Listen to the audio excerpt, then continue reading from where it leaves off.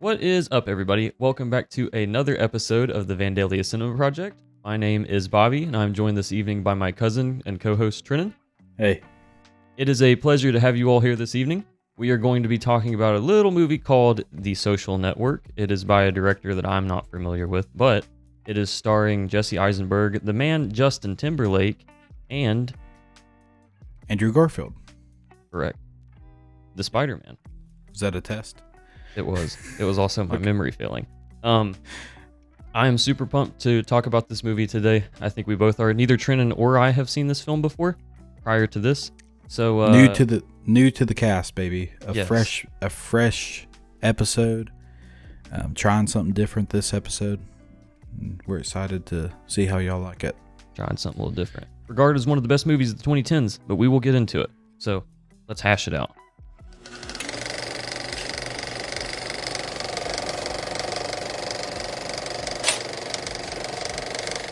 So you actually do, I bet you do know the director, David Fincher. He's done 7. He did Fight Club. He did Gone Girl.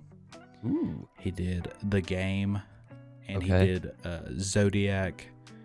The Girl with the Dragon Tattoo. I mean, like, David Fincher's one of the modern legends of directing. I'm completely familiar with Mr. Fincher then. Yeah, he's done 2 of my top probably 50 movies. I love 7. I guess 3, because I love Zodiac, 7, and The Game. The Game being one of my favorite movies of all time.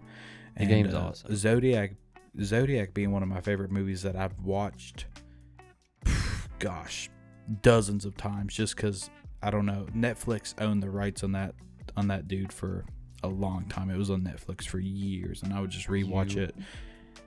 Wouldn't believe I haven't seen it before. Nor 7. It's really good. Ooh, you haven't seen 7? No, sir. Have Okay, not. we'll add those to the list. Those are... Have indeed seen The Game. Yeah. I love The Game. Big Michael Douglas fan. I prefer it to Falling Down, as you like Falling Down more. But I think so. Both are good, though. Both are sick. This movie, so in our catalog of first 10 episodes, this filled the slot of like modern / biographical slightly. I just wanted it was between this and Whiplash. You know, they kind of feel like the same vibe in my head of just like the like modern 2010s, clean editing, stylized in like a, you know, David Fincher, he just has like that quick cut type of directing and stuff like that. And so we went with The Social Network because of the biographical side of it. But, you know, funny enough, doing a little bit of research I did, I almost think Tombstone is maybe more historically accurate than this movie.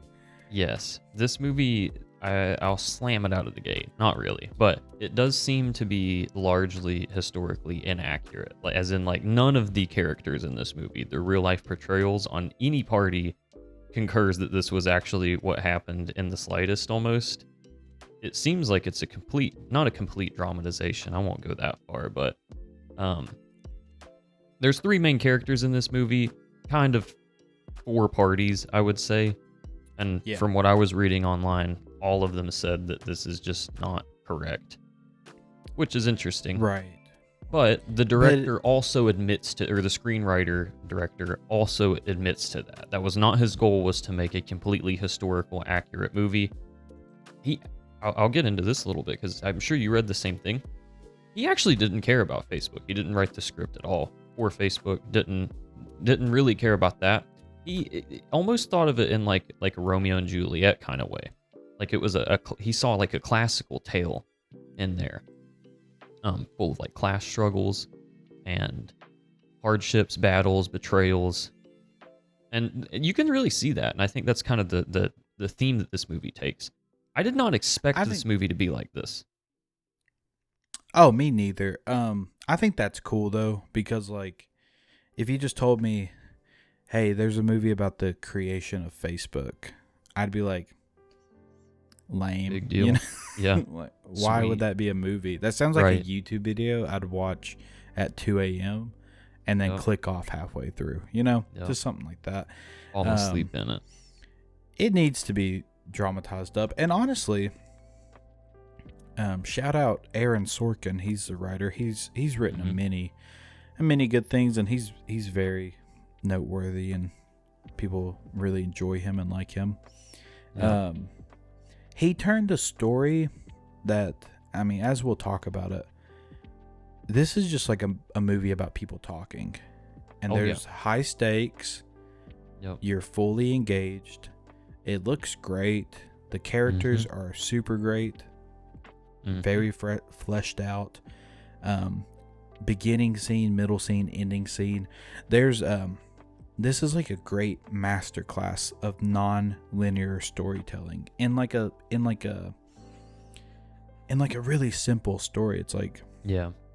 you know, if I was like, I'm going to do a movie on Facebook and there's going to be like 3 timelines, you know, you'd be like, what? And what are you talking about? Yeah. And it makes perfect sense. And honestly, this movie is so, it's not far-fetched at all. Like, before I looked it up, I was like, I guess this is what happened exactly, because there's nothing in it that's like too insane. No, I'm not throwing off. I know a lot of people in like The Wolf of Wall Street, I'd compare it to The Wolf of Wall Street, because it's, you know, it's heavily based on a true story, a true person. And but there's moments in The Wolf of Wall Street where I'm like, no way. No way, dude. But you need that to be a movie. Yeah. I think it's really good. I do think that I'm really curious to hear what you'll have to say about it, because I would imagine that your and I's opinions may be different on this movie somewhat. As a casual movie enjoyer of the world, I did not know this movie was this highly regarded. This movie is crazy. It won 3 Oscars. Yeah. I think, if I'm thinking correctly, not mixing my awards People up. wanted it to win Best Picture. That's crazy. I'll get into that. But I agree. I'll go ahead and say it now. I really enjoyed this movie. Yes. 7 out of 10. Yeah. 8 out of 10. I don't know if I don't even know if I'd go that high. I don't think I'm gonna buy the Blu-ray. Mm-mm. I don't think I would ever rent it again and pay money to see it. And I feel the same way about this. If you look up the movie Jobs, starring Ashton Kutcher, that movie got dogged on in critic reviews, and I have not seen that movie since it came out, probably. And it probably released around the same time this did. It's probably after Steve Jobs died, circa 2011. But I don't remember it being that much different than this. I mean, it's different films, of course, but to be like a biopic almost. I don't know. It came out in 2013. Yep. I never really heard anything about that version of the Steve Jobs autobiography movie, or biography movie. I always hear the one with Michael Fassbender and Seth Rogen is the one I always see. Which, funny enough, it was written by Aaron Sorkin as well. Interesting. Interesting. And I just looked up the Rotten Tomatoes for the Ashton Kutcher one, and it was rotten on both ends. And Sorkin's Steve Jobs is fresh on both 85 and 73. So he obviously, Sorkin is locked in with he's got the current biopics zeitgeist. Yeah, he's got the biopics locked down tight. And I think it's because, like, the most famous scene I've seen from the Steve Jobs movie is the public fight between Jobs and Wozniak, where they're arguing, and it never happened, right? Right. The way it's portrayed, like, because they do it at like an expo, and like Wozniak is in the crowd and he's yelling at Steve Jobs up on the stage, and it's a really great scene and it's great acting.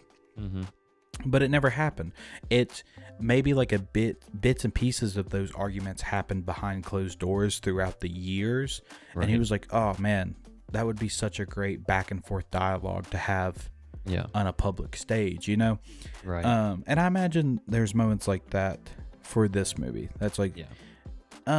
maybe if you added everything together, that is true in Mhm. essence, but not true in like literal. You know, he's Right. like, Yeah, he's writing I will say I bet between the essence is lines. right. Yes. Yes.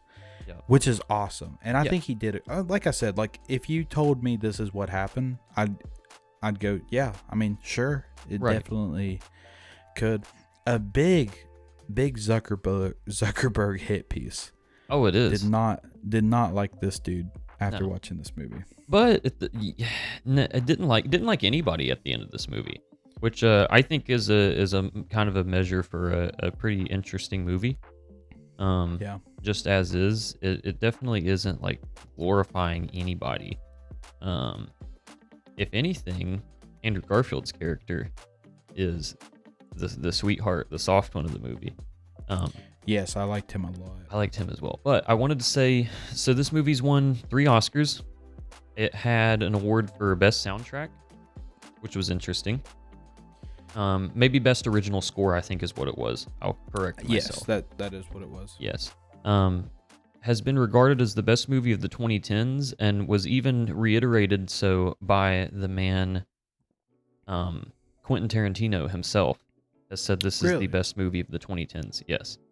I could tell he would love this movie because it's just talking and it's Yes. non-linear and it's Yes. I guarantee he loved this.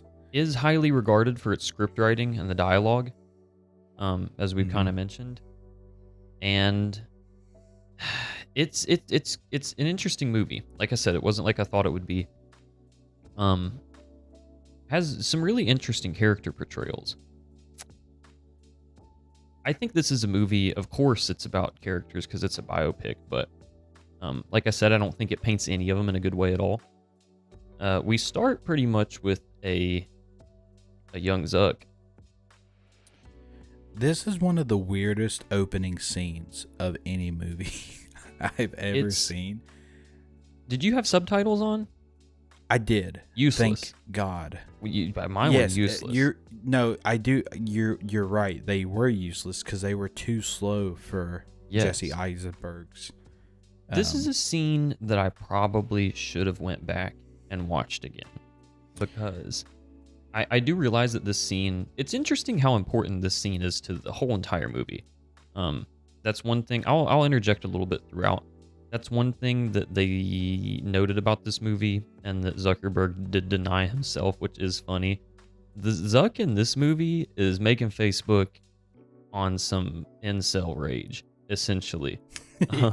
He's after the ladies, man. He's making Facebook to get back at the ladies.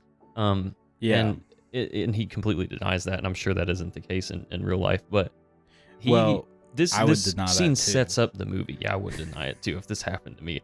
This scene completely sets up the movie, which is really funny because whenever you first are going through it, you are like, "What?" It feels almost out of place, which is cool.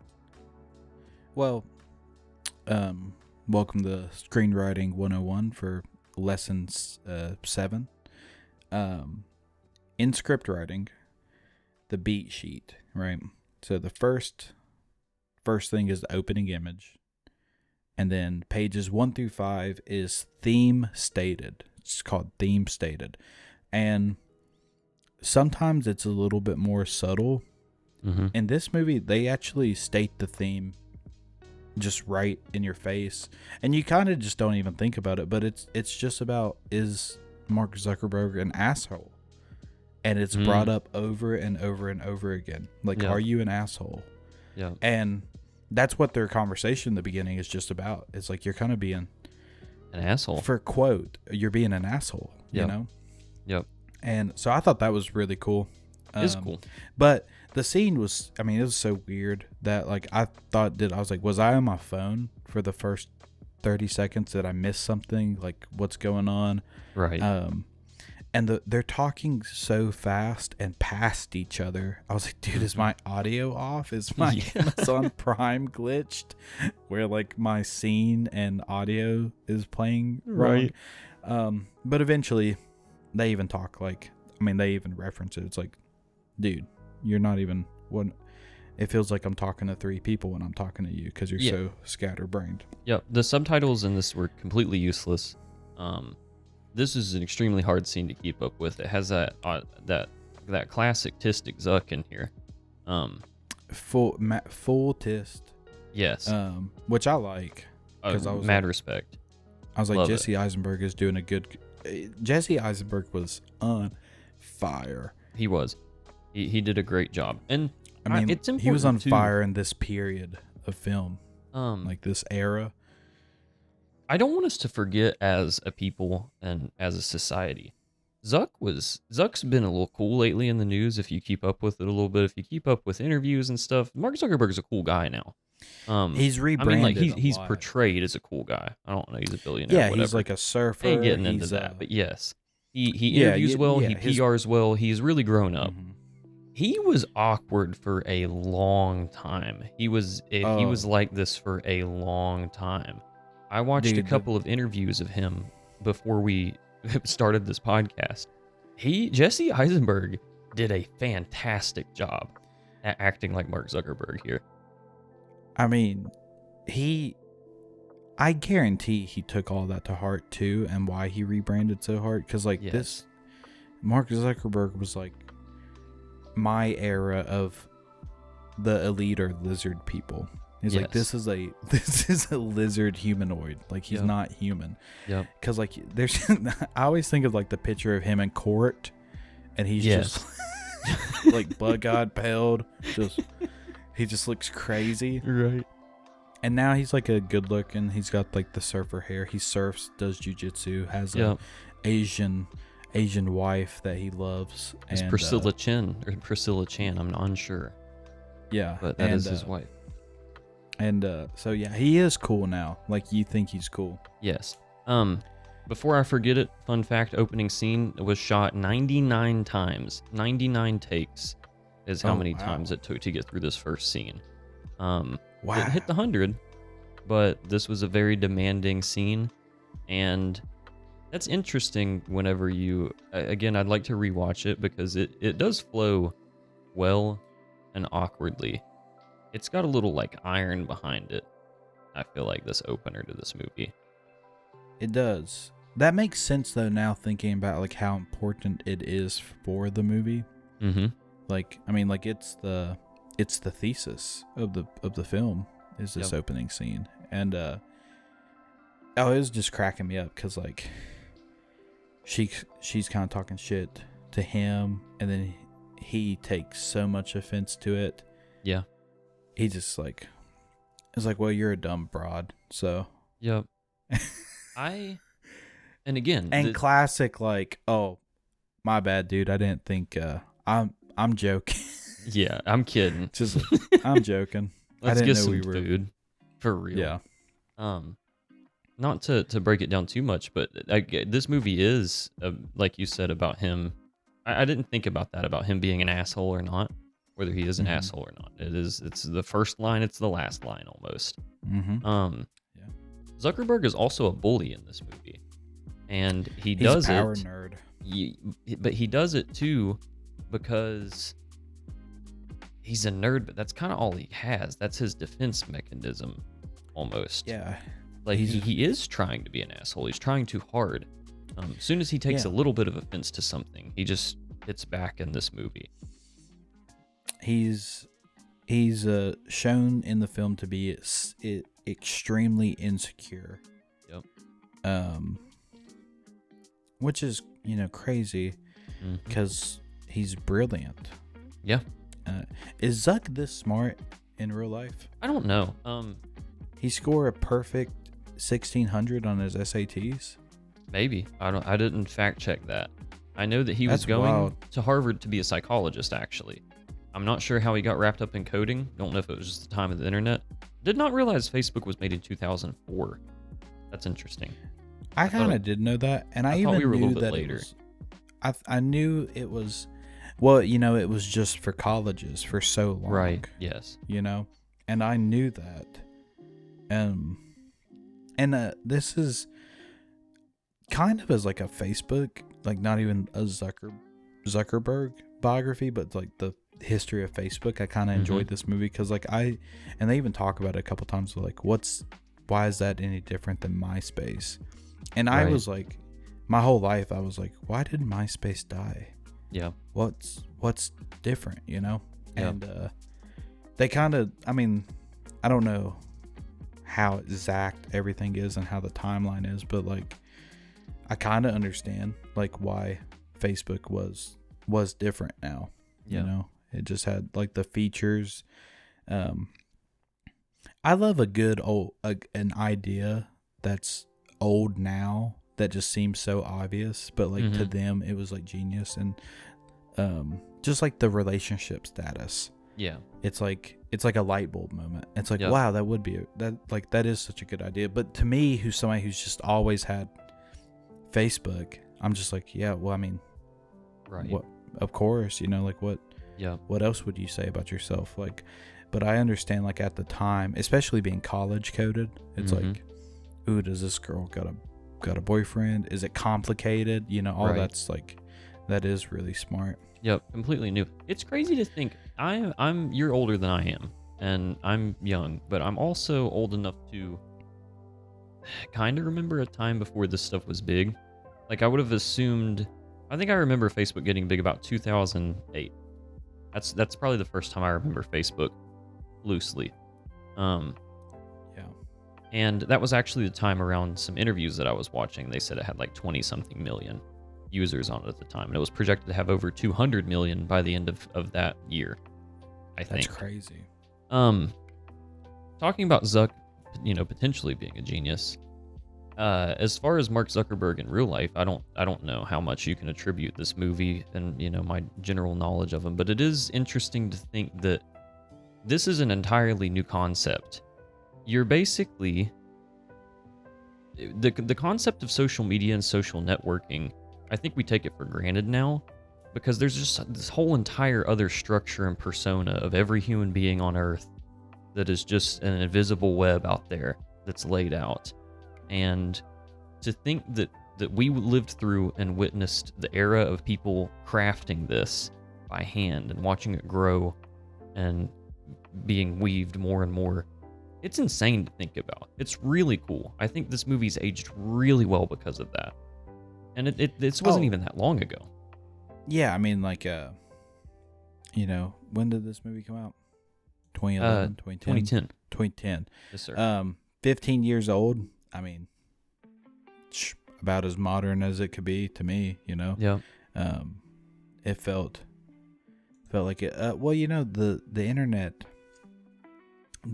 itself went through like a pioneer, like a frontier era, but then like the social media like went through its own frontier era, just learning how to use the internet and like all the ways like and that going into the next scene, I loved him blogging, you know. Yes. Him blogging, drunk blogging, because at first I was like, well, immediately like, man, this dude is a dickhead. Like, why would he say this on his blog? And I was like, maybe it's his personal journal. And then as we see later, it's not. He was just blogging. Yeah. And I'm too young to understand blogging. Like, I missed out on that. Like, I get it. I understand. I understand the concept of it for sure. I can't conceptualize how people, like, if I would have went to your blog, I don't know what domain or who was hosting that, or if I had to have your own web. I have no idea how that works. Yeah, I don't know the nitty gritty on all of that. To me, blogging would just be like Facebook now, you know? Yeah. Like, something like that. And so he did go nuclear. Oh, dude. Scene. He just like spaz, dude. He nerd raged hard. I wish. Yes, he did, dude. He really did. I mean, he was talking crap about her last name. Oh my god. Like, yeah. You know how bad you got spaz to like say that. I wish I had it written down what he said about her titties. Yeah, I don't even know. She's like, her bra size 34C, but it's actually a 34B. And B is for barely there. And yeah, bro. Comparing her to farm animals and all that. Yeah. Just went insane for no reason. Mode. But I love the idea of like, you know, fun fact, I went to college to be a coder myself. And it was fun seeing him, like how good he was at it, like making a whole website in a night, doing it drunk. And this initial Like, I just loved this next, like, these scenes, like the directing of Fincher, man. Like, this movie is edited, like, I think that's what it also got an Oscar for, is like best editing. And God, it's a sharp, snappy. I can see that. It is. It doesn't hold its place anywhere for very long, dude. Like him just walking through campus, him doing the blogging. It'd be the blogging behind his chair, doing the email, then the really dirty elite Harvard party, and just the cutting back and forth. It's intense. It does build some intensity. And that's what's so funny. It's like, it's just a dude sitting in a chair. Yeah. And I'm wrapped up in it. I'm bought into how intense it is. Mm-hmm. I was reading about him saying all these terrible things about these women, and how there's a little bit of duality to that, or just a note. I didn't think about this in the moment, but after I read it, I was like, that's actually really cool. And this just goes directly with how it was directed. So as he's saying all these terrible things about the women, it is cutting to scenes of the college parties where there are people that are acting awful, and they are like, but there's no good guys in this at all. Like, it is equally portraying Zuckerberg as a bad guy, as well as it is the people partying. Not that they're bad necessarily, but it's filthy. They're showing like, the filth to it. Yeah, this is like Harvard. Yeah, it's prestigious. His friends like all wrapped in like the social class of it all. He's like, I want to be in these clubs. Well, and that's what old Zuck was talking about in the beginning. He's like, I'm trying to get into a social club to do it because if I do it, I can be president and all this stuff. Which is, anybody trying this hard to be president, they don't need to be. You know what I mean? He wants that power. Oh, dude, it made him look like he was fiending for it. But yeah, he wanted just like, I totally get what you're saying. Like, it's like he's being, he is being nasty. And it's like, but then it's showing scenes of like people doing like cocaine off of the wood of Harvard's tables and stuff. Yep. And even then, as he's writing this website, it cuts to scenes of people utilizing this website, partaking in it, feeding into it, having a blast doing it. Oh man, it spreads like wildfire. Yes. And that's like just something about human nature. It's like he's getting all this flack for making it. It's like 22,000 people joined it that night. Love to use it, yes. Love to use it, dude. Like they were, I mean, like, are they, like, they're just as guilty as he is, yes. They indulged in it. Yep, and there's fingers to point in every direction. Right. And I thought that was interesting. I didn't realize that until I read it after the fact of the film. Maybe I wasn't being very analytical, but that made me appreciate this part more. I like the introduction of Andrew Garfield's Eduardo Saverin. Yes. Saverin, aka Waldo. I'll just probably call him Andrew Garfield because I really liked him in this film. He's young. He's baby-faced. Yep, liked him in this film as well. This is pre-Spider-Man, which is cool. What a good-looking, handsome fellow that Andrew Garfield guy is. Oh, God. I'd love to. I'd pinch his cheek if I saw him. And I bet he'd giggle if he did it. His little British... Oh, quit that. Is he British? Quit that. Yeah, he is. No, I hate him then. I'm kidding. Sorry. Sorry to the one British viewer we got out there this week. Oh, that's so funny. I'm kidding. Yeah, he is mad British. Oh, yeah, he's British as hell. I just remembered an interview with him. Yeah, I completely forgot. Yeah, I mean, he's suave. I'm a popcorn muncher. He plays the American good. He does. I really liked him. Now, the one part of this movie I don't get is sometimes they will go up and down on how much he knows about programming. Who? Because, like, Andrew Garfield's character. Okay. Yes. So, like, he creates the algorithm for the chess rankings, right? And that's what he uses.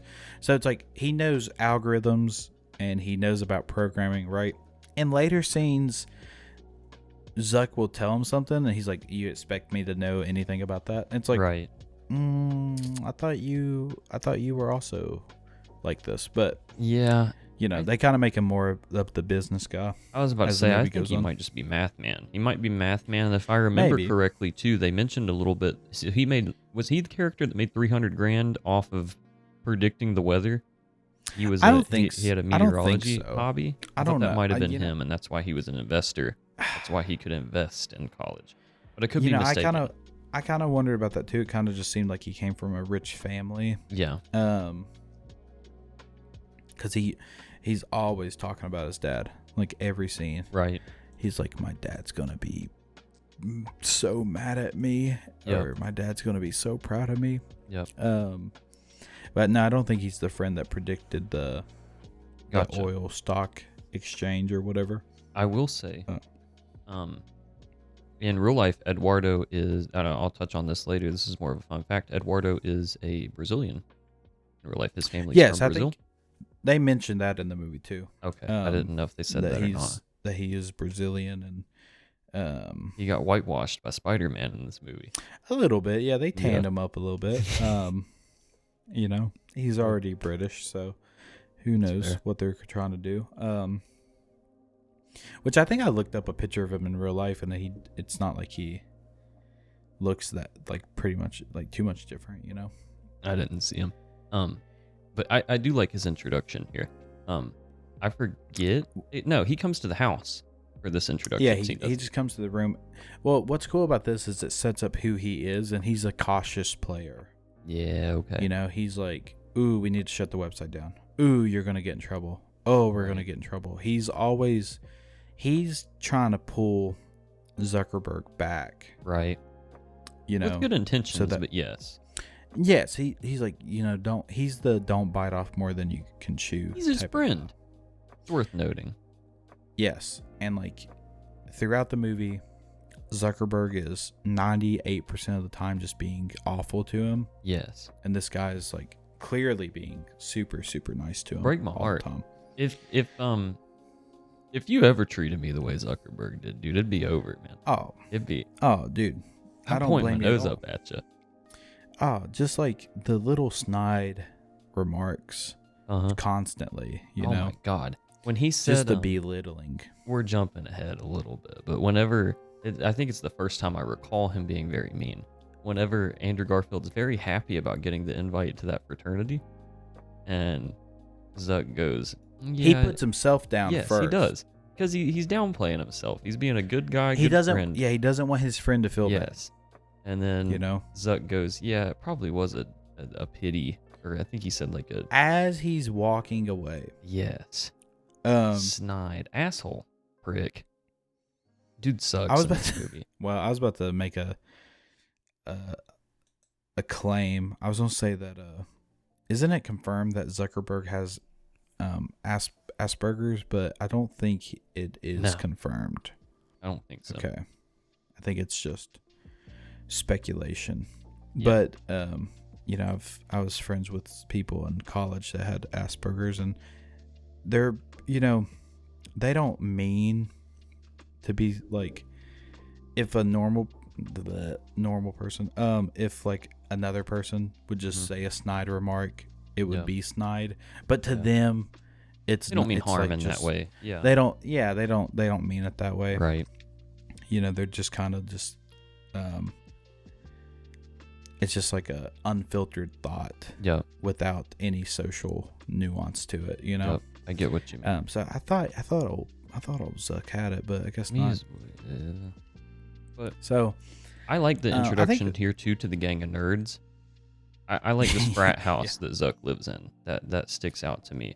Just these dudes are losers, and that's cool. Mm-hmm. And it contrasts very starkly with the big huge Harvard frat parties that there's actual frat bros and ladies at. But yeah, These dudes are kind of nerd losers, but it's cool they're doing their own thing. And I would be curious to know if he actually shut down Harvard's network. Yeah, that would be crazy. That would be wild. I guarantee he probably did. I love, I can imagine that stuff's not. I mean, 22,000 people online at one time. Yeah. I know at the college I went to, if everybody was on Netflix at the same time, like the Wi-Fi would just completely stop, you know? Yeah, the Wi-Fi can't hardly stand a couple people in the library at college.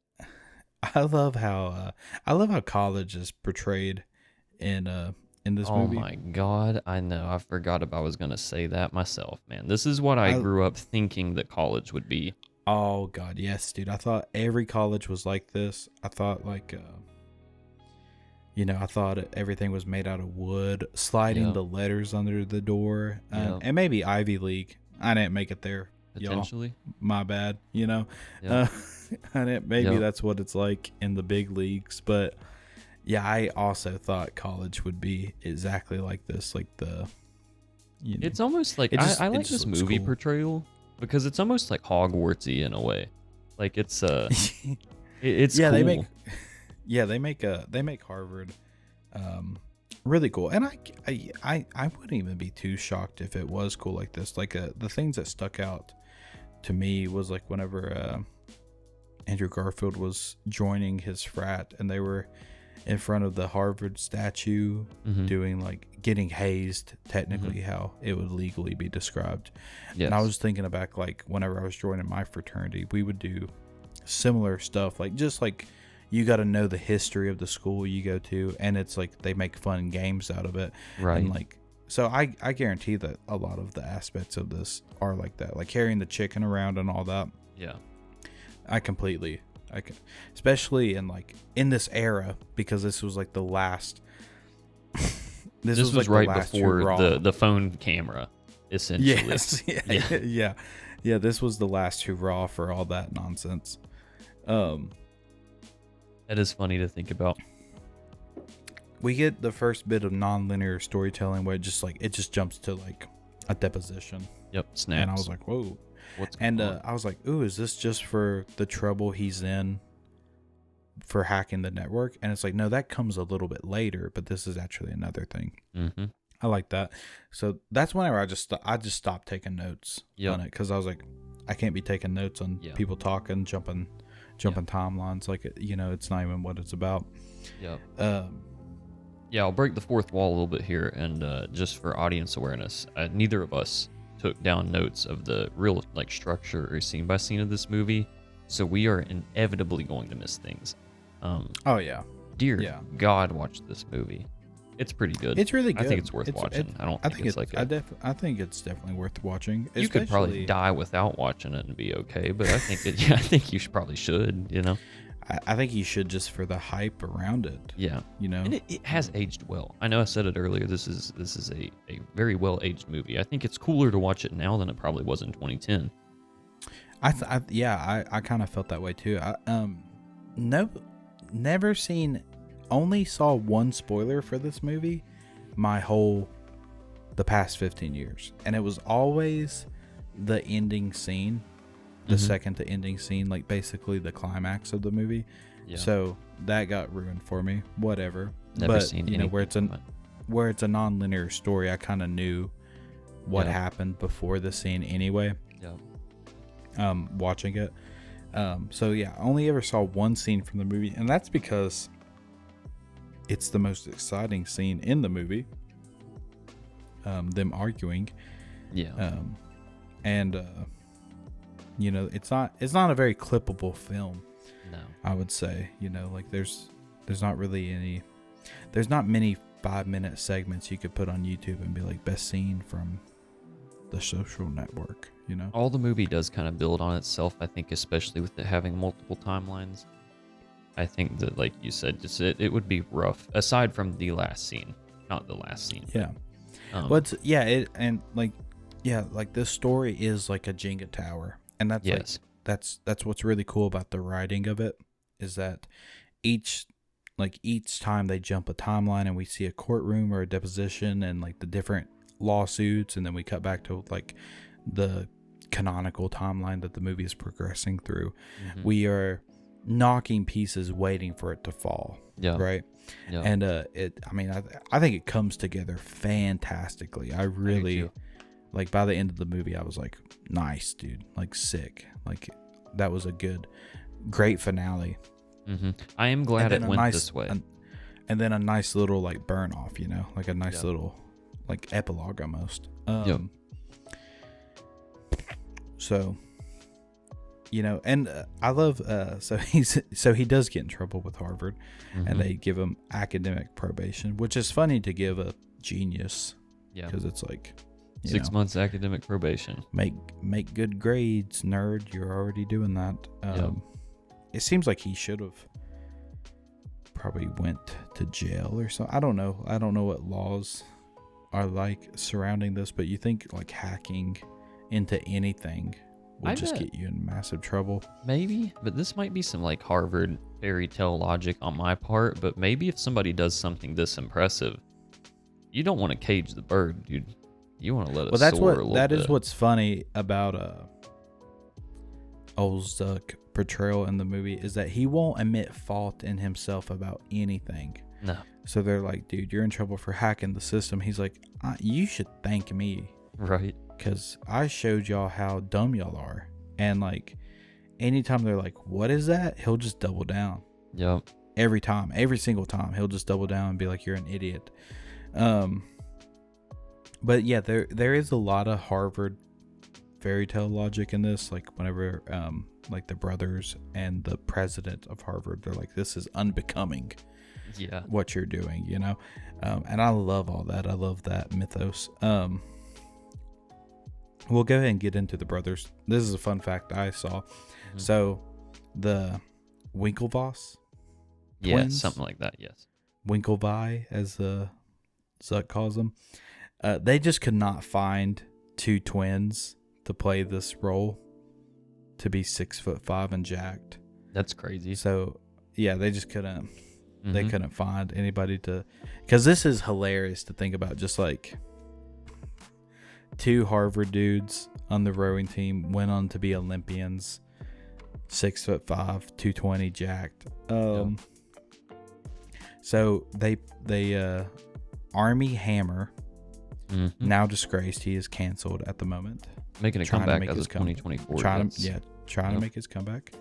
But you know, the article I read was now disgraced Army Hammer, which is also a hilarious name. Every time I hear his name, I'm like, Army Hammer? Like, I completely agree. A little fun fact to sprinkle in there. I don't want to completely derail you. He is the grandson of, I believe, a Soviet named Arm and Hammer. On God. That's hilarious. Look it up. That's hilarious. It's on the Wikipedia. Not the creator of Arm and Hammer baking soda, by the way. It just... Oh, wow. I thought maybe it would have been, but not quite. Is Arm and Hammer baking soda communist, dude? I don't think so. But potentially. Dang. No, the only reason I said that is because it was made in 1848, and Mr. Arm and Hammer was born in, I think, 1850 something. So potentially later. Bro got named after baking soda. He did. So he played both roles of the Parent Trap, Lindsay Lohan, but sometimes they would use a body double as Josh Pence, I think, and Josh Pence gets to make a cameo in the movie. He's the dude that tries to get into the bathroom, and they're like, "There's women in here," and he goes, "Sick," or whatever he says. Yeah. So. I thought that was funny, just like not being able to find twins. So they approach the scene of their introduction. It was like kind of out of place. I was like, what's going on? Like, because they're just in a boat race talking smack. They're like, dang, we're beating the brakes off these guys. We're winning. Yeah, we're winning. We're winning like crazy. They're like, we would still win if one of us jumped out and swam and drowned or something. So they're just cocky Harvard dudes, and they have a friend whose name I won't dare pronounce. They called him Div. It's one of those India names like Diva. You know, but people refer to him as Div in the movie. So they approach Zuckerberg and they want him to make They want him to make Facebook. They do. Zuck, like spoilers, Zuck fucked these dudes hard. He completely ripped them, bro. He really did. Respect the hustle of Zuck. How true is that? Is this true? I don't know. I have no idea. I mean, they got 60 million settlement. So. Yeah, they got 65 million, which is hilarious. How chump change that shit is. How pissed would you be, bro, if you told somebody at work, literally anybody, you're like, hey, I'm thinking about writing a book about this, and they just go on New York Times bestseller. Now, one, I do get, like, I get both sides, because, like, that's their idea. Yep. But also, Zuck says, if you would have invented it, you would have invented it. Yeah. I invented it. I get both sides of that. Completely agree. Because like you said, like if I told somebody like I had a book idea and they just went and wrote it and I hadn't even started, then like what's up, ideas man, you know? Ideas are honestly a dime a dozen, you know? Yep. Because like even Zuckerberg says, he's like, what's different? What makes that difference than MySpace and whatever other bullshit website that died in the early 2000s?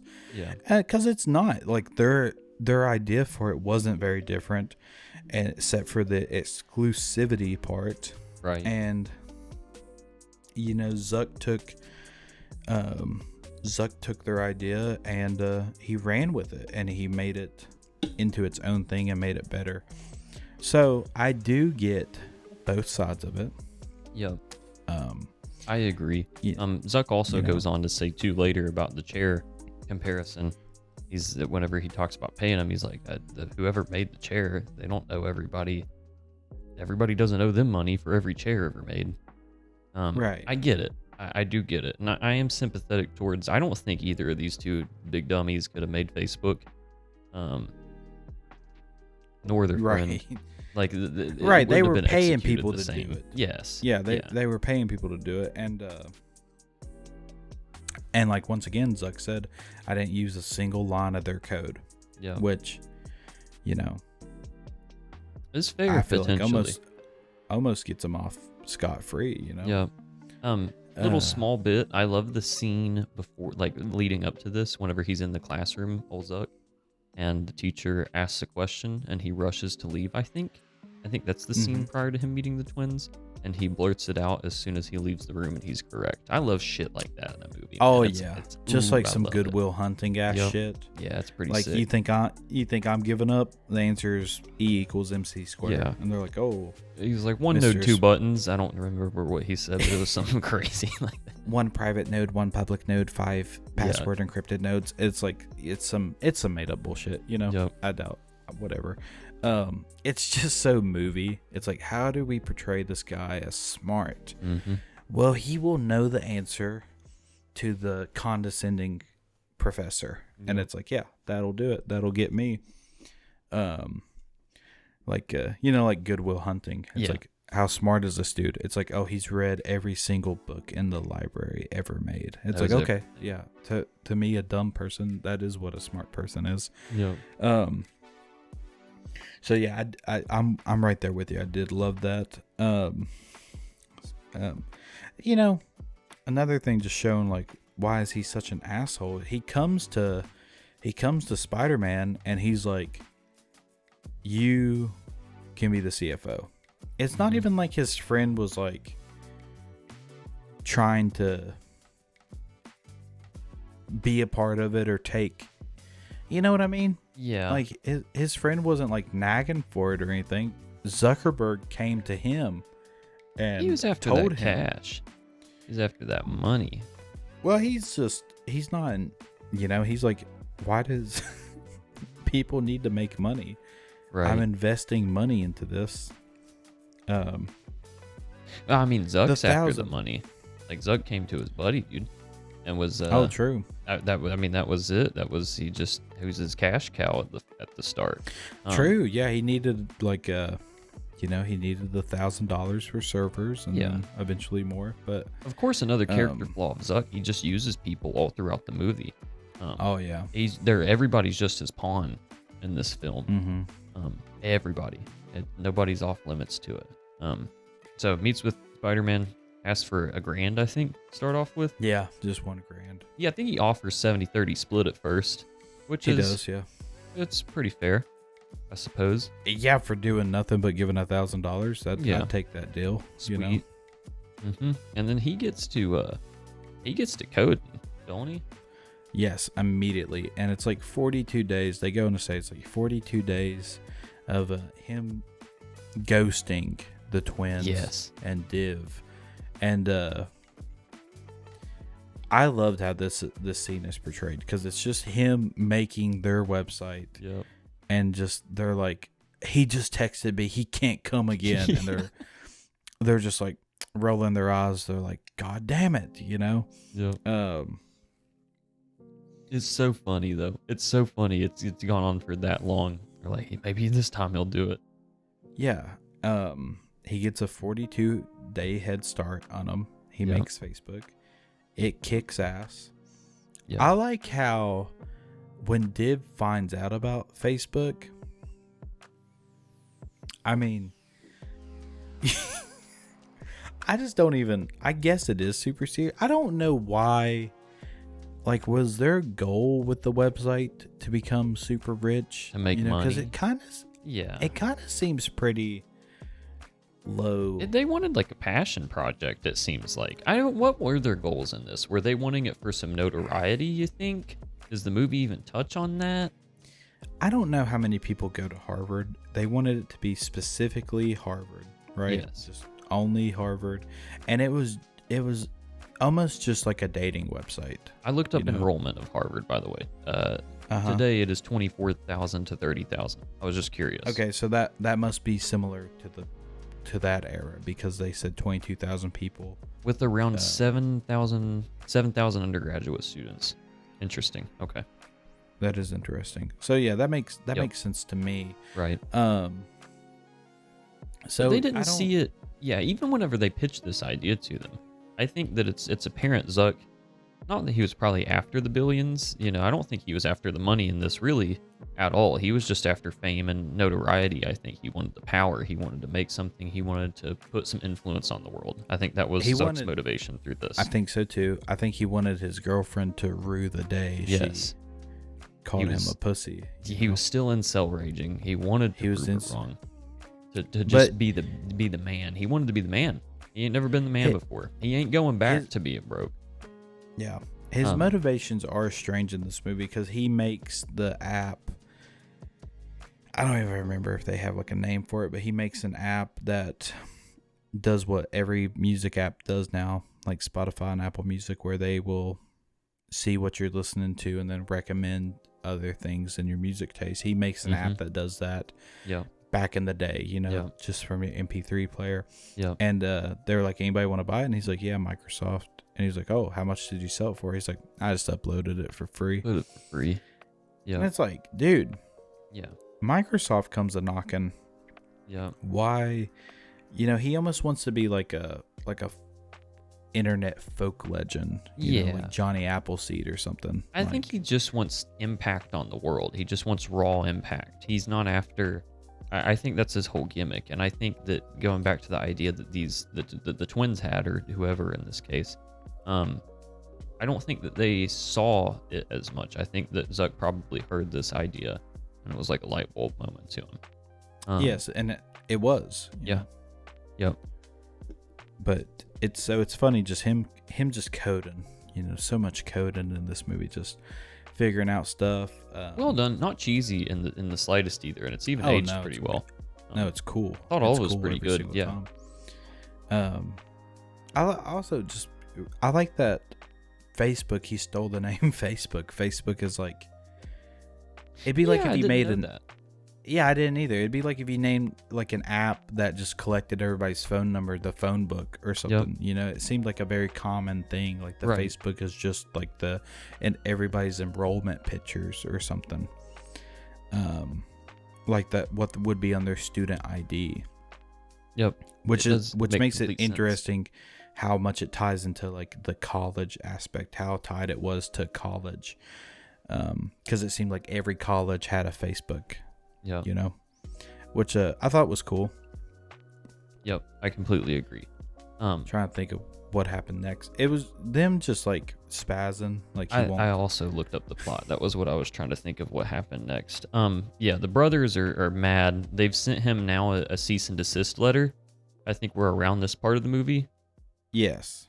But they're not really sure what kind of recourse they can take against Zuck. I know they're kind of going through that and plotting and planning on that. And we get another one brother. I like how different the brothers are. I do too. You know, one brother, he says something hilarious, because Div. So one brother's like, "What do you want to do? Sue him?" And Div is like, "No, I want to kill him. Like I want the Soprano style. I want somebody to go shoot him in the head. I want to pay somebody to beat him up." And one of the twins is like, "I'm 6'5", 220, and there's two of me. We can." I thought that just cracked me up. I would love to be a twin to be able. I'd love to be a big jacked twin to be able to say that. It's like, oh, I need this guy beat up. Good thing there's two of me, and I'm Captain America. I thought that was so funny. For what it's worth. So, but one twin is like, dude, what? You know, out. we gotta be cool about this. We're Harvard. We're Harvarders. I do like that. He's like, it's not becoming of a Harvard man. Yeah.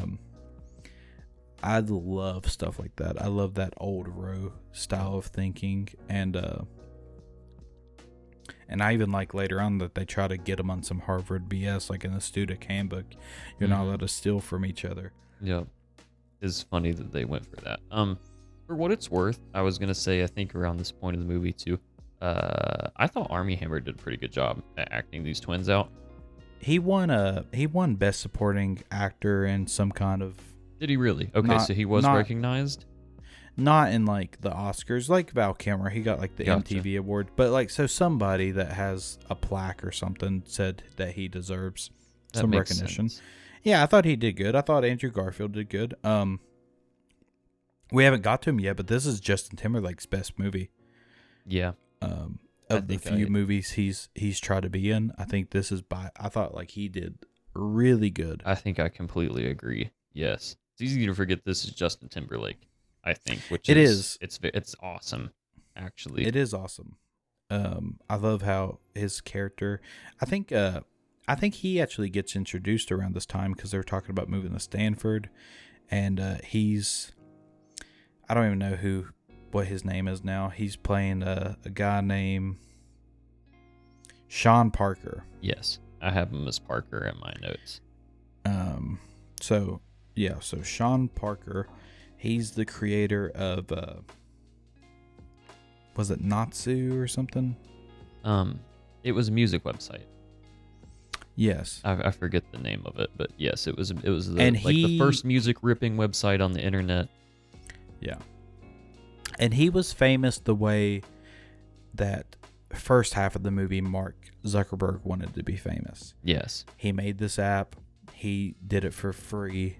He's not rich from it, but he's like super well known where everybody knows him, you know? Yeah. And he kind of has supplemental money because of that.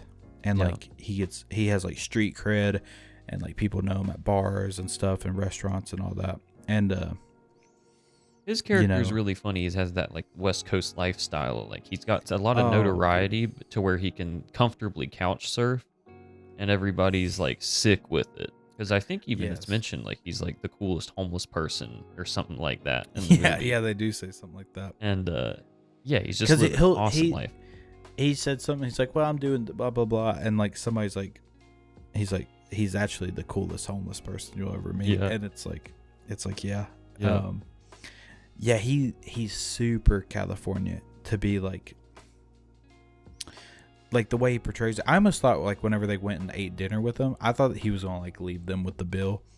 Yeah, like that would have been really funny. Yes, I thought that's like he's like, yeah, y'all get this one, you know. Yeah. So we meet him, and Zuckerberg just falls. Napster is the app. Zuckerberg just falls in love with them. He loves them to death, you know. Yep. And he kind of wins a friend argument for him because at this time. Yep. I read something online and it said, and I thought this was a good way of summarizing this in this interaction.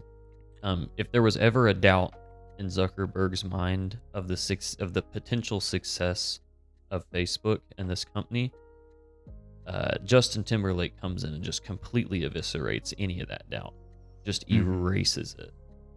Yes. And he's very much like the anti-character to Andrew Garfield. He's very open, risky, kind of, carefree in a way, whereas Andrew Garfield is the opposite. He's reserved. Yes. And I love the dinner scene of them being introduced and Andrew Garfield kind of stonewalling over there in a way. But I get it. I so get it. I completely understand him being skeptical.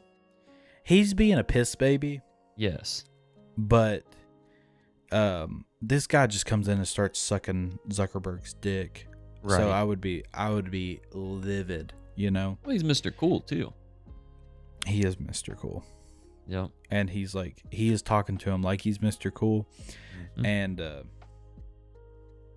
because it's very reasonable. It's like, man, this thing is so hot and big. Can we just make can we just make a little bit of money from it? You know, just a little bit of money. And but also I get the counter viewpoint of like, I hate ads, and if you start scrolling and there's a pop-up, it is going to kill. It's going to die down. Yeah, I completely think so. And I mean, that model worked in every social media site across every piece and part of the internet, because we're all dependent on so many websites on the internet, and they all increase the amount of ads that they have, and we just tolerated it now. Yeah. But even like recently, I remember like whenever Reddit got ads. Yep. It's probably within 2 years now, I think. Yeah. Mutuals were like pissed. Yeah. Like they were, and I remember like after it happened, they're like, it's unusable now. I just hate even using it. And Reddit has the best ads ever, because you can just flick them away. You just scroll past it like you would something you don't care about. They're unobtrusive, basically. Yeah, it ain't like I don't know if we'll get in trouble for saying it. It ain't like YouTube ads that drive me up the damn wall. Oh, I'll slam them. They suck. Anybody watch YouTube on their TV? It sucks. Big hard suck on the YouTube TV, dude. It does, dude. Especially when they start doing the 2 ads. Holy shit! I put a YouTube video on my TV and it hits me with a 2-minute ad. I don't even want to watch it anymore. Yeah, no, but we tolerate it. Yeah, we do. I love YouTube. YouTube, please. Can't do it. Give us money. Bless us, algorithm gods. Bless us. So I like we missed this, but I like the idea of like they're famous on campus for making Facebook. Yeah, whenever they get the ladies, I was going to talk about that. They get the ladies. Yes, they get the groupies.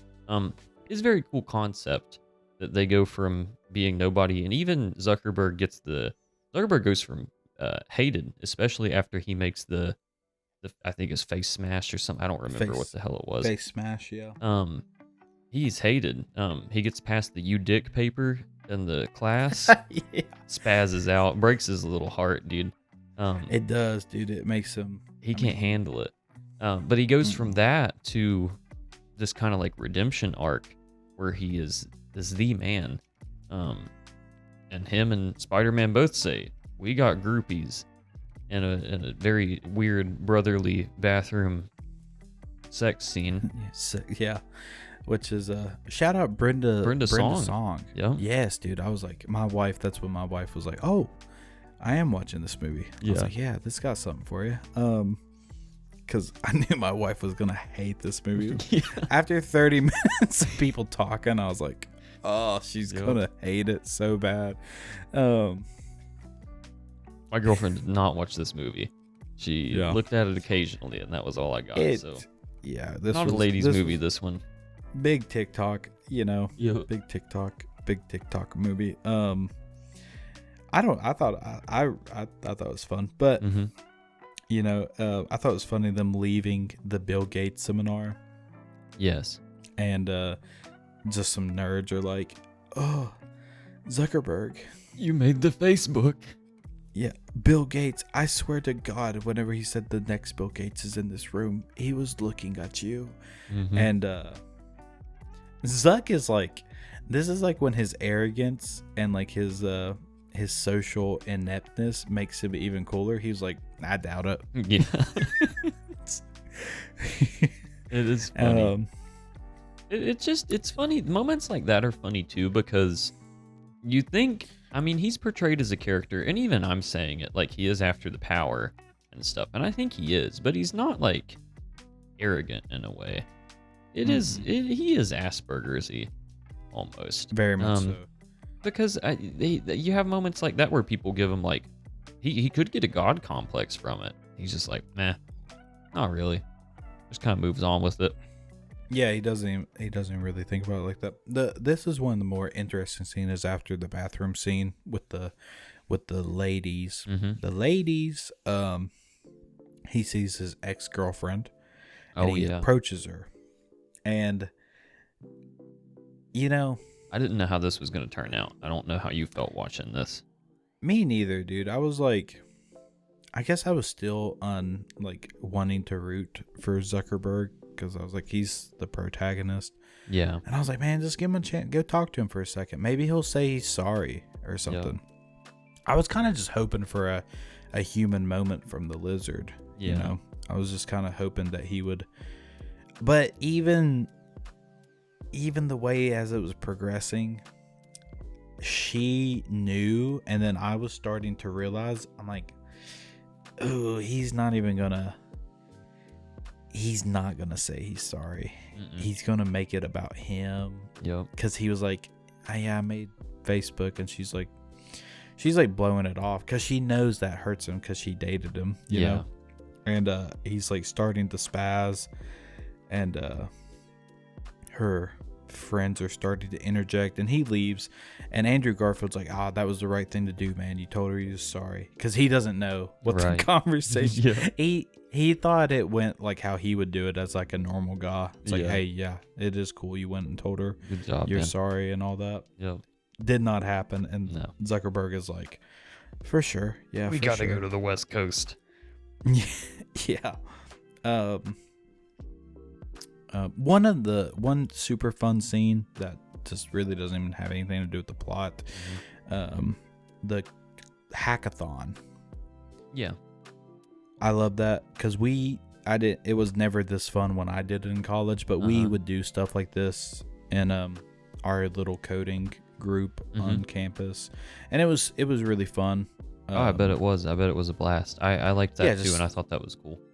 Yeah, we would just stay up all night and just try to make something, see who could do the most on a weekend, Yeah. Programming is just so boring and tedious and monotonous. It's a very unique thing that is it's one of those things, like if you're good at it, it's fun, but if you're like learning how to do it, it's like, I mean, it's learning another language and math at the same time is basically what it is, So it's not very exciting. So like them doing this hackathon, having a blast, I just thought it was so cool with the crowd of people. I mean, it was like a scene from Fight Club, and it's funny that this dude directed Fight Club, so I bet he was That's a good point. I didn't even think let's about Fight that. Club it up, let's have the dark room, people surrounded, people screaming and stuff. Yeah, it's very Fight Club coded. So cool. I really like that. Cool way of vetting and hiring people, because that was for the interns even. Yeah, I mean, yeah, it's a super fun way to do that. It's like, who can handle, who can handle, this is a stressful situation, it's a competition, it's way cooler than looking at a bunch of resumes and stuff like that. And it's like, it's something that you can't fake. You're performing almost in front of a crowd of people. So yeah, I thought that was really cool. So they move out to California. Bro puts $18,000. Spider-Man takes a loan out on Aunt May's house and puts 18 grand in their bank account. Mm-hmm. And like, he's this dude's best friend. He just trusts him in explicitly. And now I'm really understand why this guy wants to make some money off this, because he's got actual stake. Because like $1,000, I didn't have $1,000 in college to just give to somebody for some stupid shit. I definitely did not have 18 grand. Like, that's like, oh yeah, that's I mean, yeah. like, I don't have 18 grand now to give to somebody for some bullshit, you know? No. So I about ain't got a damn dollar to give somebody for some bullshit, dude. Fuck off with that. Join our Patreon. So I love that it cuts to them in California and they're just dicking off. Yeah. They're just straight dicking off. But it's not even like ziplining from the roof, drinking beers, smoking weed. Just having fun. Yep. They're just having fun. Of course, old Justin Timberlake lives next door and he sees them and starts the, going behind Spider-Man's back and really building their alliance against him. Yep. And Zuckerberg is just increasingly becoming a worst friend, because it's like it went from like snide remarks and just little cold cuts and stuff like that to, I'm not going to pick you up from the airport. Mm-hmm. And, so not only does Andrew Garfield get there and it's a mess, they're dicking off. Yep. They're partying. How old do you think them ladies were? That was a big part of the movie. It was a big focus. Hope they're of age, Yep.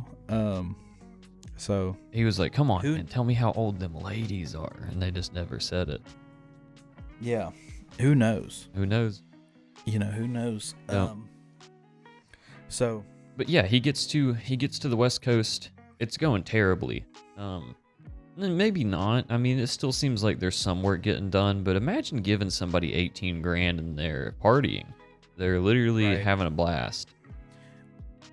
That's like one of the things. It's like, it's not super clear. Like, you kind of have to believe that it's not as efficiently ran as it could be, but you don't see any sign of that. It's like, oh, Facebook is just getting bigger and bigger and bigger. Right. No matter what, you know, and they're handling it. And they get a little donation from Peter Thiel, dude. I thought that was Peter Thiel meta. I thought that was insane. Like, my God. They name dropped Peter Thiel in this movie. I went, holy shit. Yeah, I was like, oh God. I was like, this movie has taken a very dark, sadistic turn in U.S. history, Now I'm scared of Facebook. Facebook is a government psyop. Yeah. And I don't even know anything about Peter Thiel except all the crazy stuff I hear about him. I've heard nothing good about him. No. He's like the Palantir guy, right? Oh yeah, he's Palantir. Oh yeah. This is terrible. I haven't heard. Okay, a little Peter Thiel side note with the political cast here. I have heard nothing good from a normal person about Peter Thiel. I've heard several billionaires talk him up. Sam Altman spoke to his credit the other day on a podcast that I was listening to. I'm sure Zuckerberg as well holds a positive opinion of him. Our Vice President J.D. Vance is good friends with Peter Thiel. Seemingly all the elites like Peter Thiel. I've heard from crazy people that his dad was best friends with Epstein and that he was in... Peter Thiel was in charge of the security the night Epstein died, I think. Or I might be making that up. I hope you are. I hope you are making it up. We might have to... I typed in Peter Thiel, and the first result is Antichrist. So funny. Hilarious. That might be your algorithm, man. I'm on my computer that I don't use, and it's not logged into anything. So this would be a fresh... You got that fresh algo. I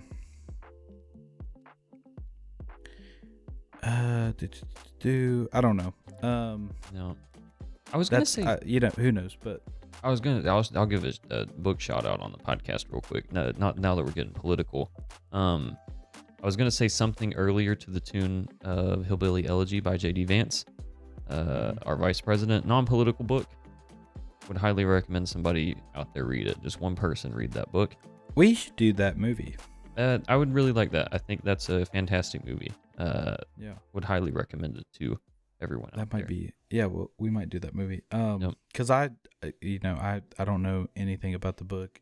I don't really know anything about J.D. Vance other than he's the vice president and he's from Ohio and he did he went from Pillhead family to.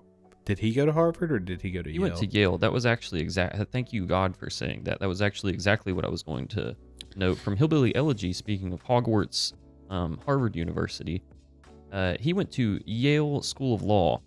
And he notes in that book that they joked about Yale School of Law being Hogwarts School of Law because the structure, the buildings, everything, the vibes were so similar. I guarantee it. Like, a little side note, yes.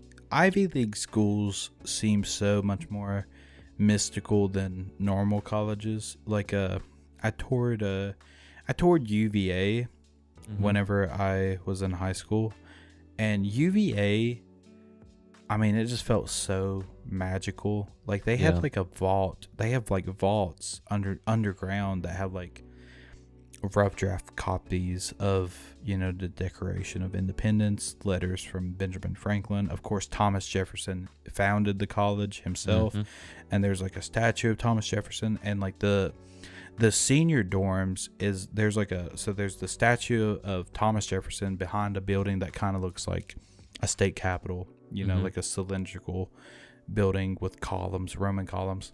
Yeah. There's a long, about like a football field of grass with houses with like dorms on the side, just one floor of dorms, and they don't have power and they don't have water. And I was like, geez, that would suck. It would suck ass to live there. Yeah. They're like, actually, it's very prestigious, and only seniors with like top grades and like impressive resumes get to live there. That's interesting. It's so cool because I got to see a little bit of a glimpse of like what college is like in the movies. There's like people playing frisbee in the courtyard, and I saw dudes with like extension cords hooked up to like fans blowing into their basically log cabins, and like them like putting up satellites to like get, or like antennas to get Wi-Fi for their laptops and stuff. That's so crazy. It's like it was like, and like all the doors were open. It was like a community, and they were like telling me stories of like all the secret fraternities and there's secret societies on campus. And there's one secret society called the I'm gonna just go on a tangent here because I just love this shit so much. There's a secret society there called the Seven. Okay, the Sevens, and you don't find out who a member is until they die, and then it's reported that they were a member of the Seven. And they under like the seventh seat of a classroom, they'll make an anonymous donation of like $50,000 every year to the college. And the story of how it started was 8 guys planned a poker night, and only 7 showed up, so they became the Seven. And I was like, man, I'd hate to be that 8th guy, dude. Yeah. Miss poker night and ruin, for forever. Miss out on a secret society. Yeah. So funny. That is cool, I love all that. I love all that stuff. I think all that's cool, and that's portrayed in the first half of this movie very well. Yeah. I bet Ivy League college in America is very sick. I'd love to go to Boston, Cambridge to see these universities. I bet it would be great. Oh, it's wild. It's living history. Yeah. But we do get Peter Thiel here. Peter Thiel, the Antichrist, potential allegedly $500,000. Yep, little angel investment there. And with and that, I was kind of wondering, like, what is the catch? What is the catch? And it said he got like some stock for it, right? Yep. And I mean, he just sets up the company because they were just small timing. Yeah, he got 7%. So this is where we get into the movie where, again, it's interstellar. The numbers, I don't get it. I don't understand it. I hate doing math in a movie. Yeah. So this is where we get to the point where Zuck goes from 60% to 65% because 70. stonks. Okay, potentially. He went down. Yes. Because Peter Thiel gets 7. The one random dude gets 7, and Andrew Sean Garfield Parker gets 30 still. He got more. He Okay. got 34 in case they dilute it. Gotcha. Okay. Regardless. So the way I understand stocks Yes. is if you start selling more stocks, your stock percentage gets diluted. That makes sense, because more people are cutting into the pie, they got to cut in somewhere, right? Yep. So but regardless, I don't past that. I don't understand that ain't even what I'm on. Regardless, okay. Yeah. This is where Andrew Garfield talks about he wishes he would have read the contract before he signed it. I don't know what here was in his contract that. Right. I don't know. And I mean, it's a movie. I don't know. But this is a big part of the movie here. What I imagine is that the contract said, we will fuck you over. Yeah. Yeah. You will be the only one to get fucked over. Yep. Is basically what it boiled down to. They put a dick in our buddy Spider-Man here. Yeah. Sad. So we at some point we cut to the Winklevosses, and we're the whole movie they're cutting between two court cases. There's one against Andrew Garfield. Okay. And like at first you don't really know what's going on. And then there's one with the Winklevosses, and Andrew Garfield is just a witness to that case, and he's kind of on the side of Mark Zuckerberg in that one. Yeah. Funny enough. He's the best dude in this movie. Yes. I mean, he's squeaky clean. He's, as a wrestling term, he's the face. Everybody else is heels. Yeah. So the Winklevosses, they're just getting increasingly more mad. They try a harebrained plot to we'll use the student handbook and go talk to the president. And this was kind of early on in the movie, and the president is awesome. I don't even care. Yes. I don't care what y'all are talking about. Get out of here. Why are y'all here? Blah blah blah. This is not a Harvard problem. One brother is playing it so cool, and the other one's like, dude, I'm about to beat your old ass right now. Yep. I love that. I like I like the way that the president of the university handles this a lot.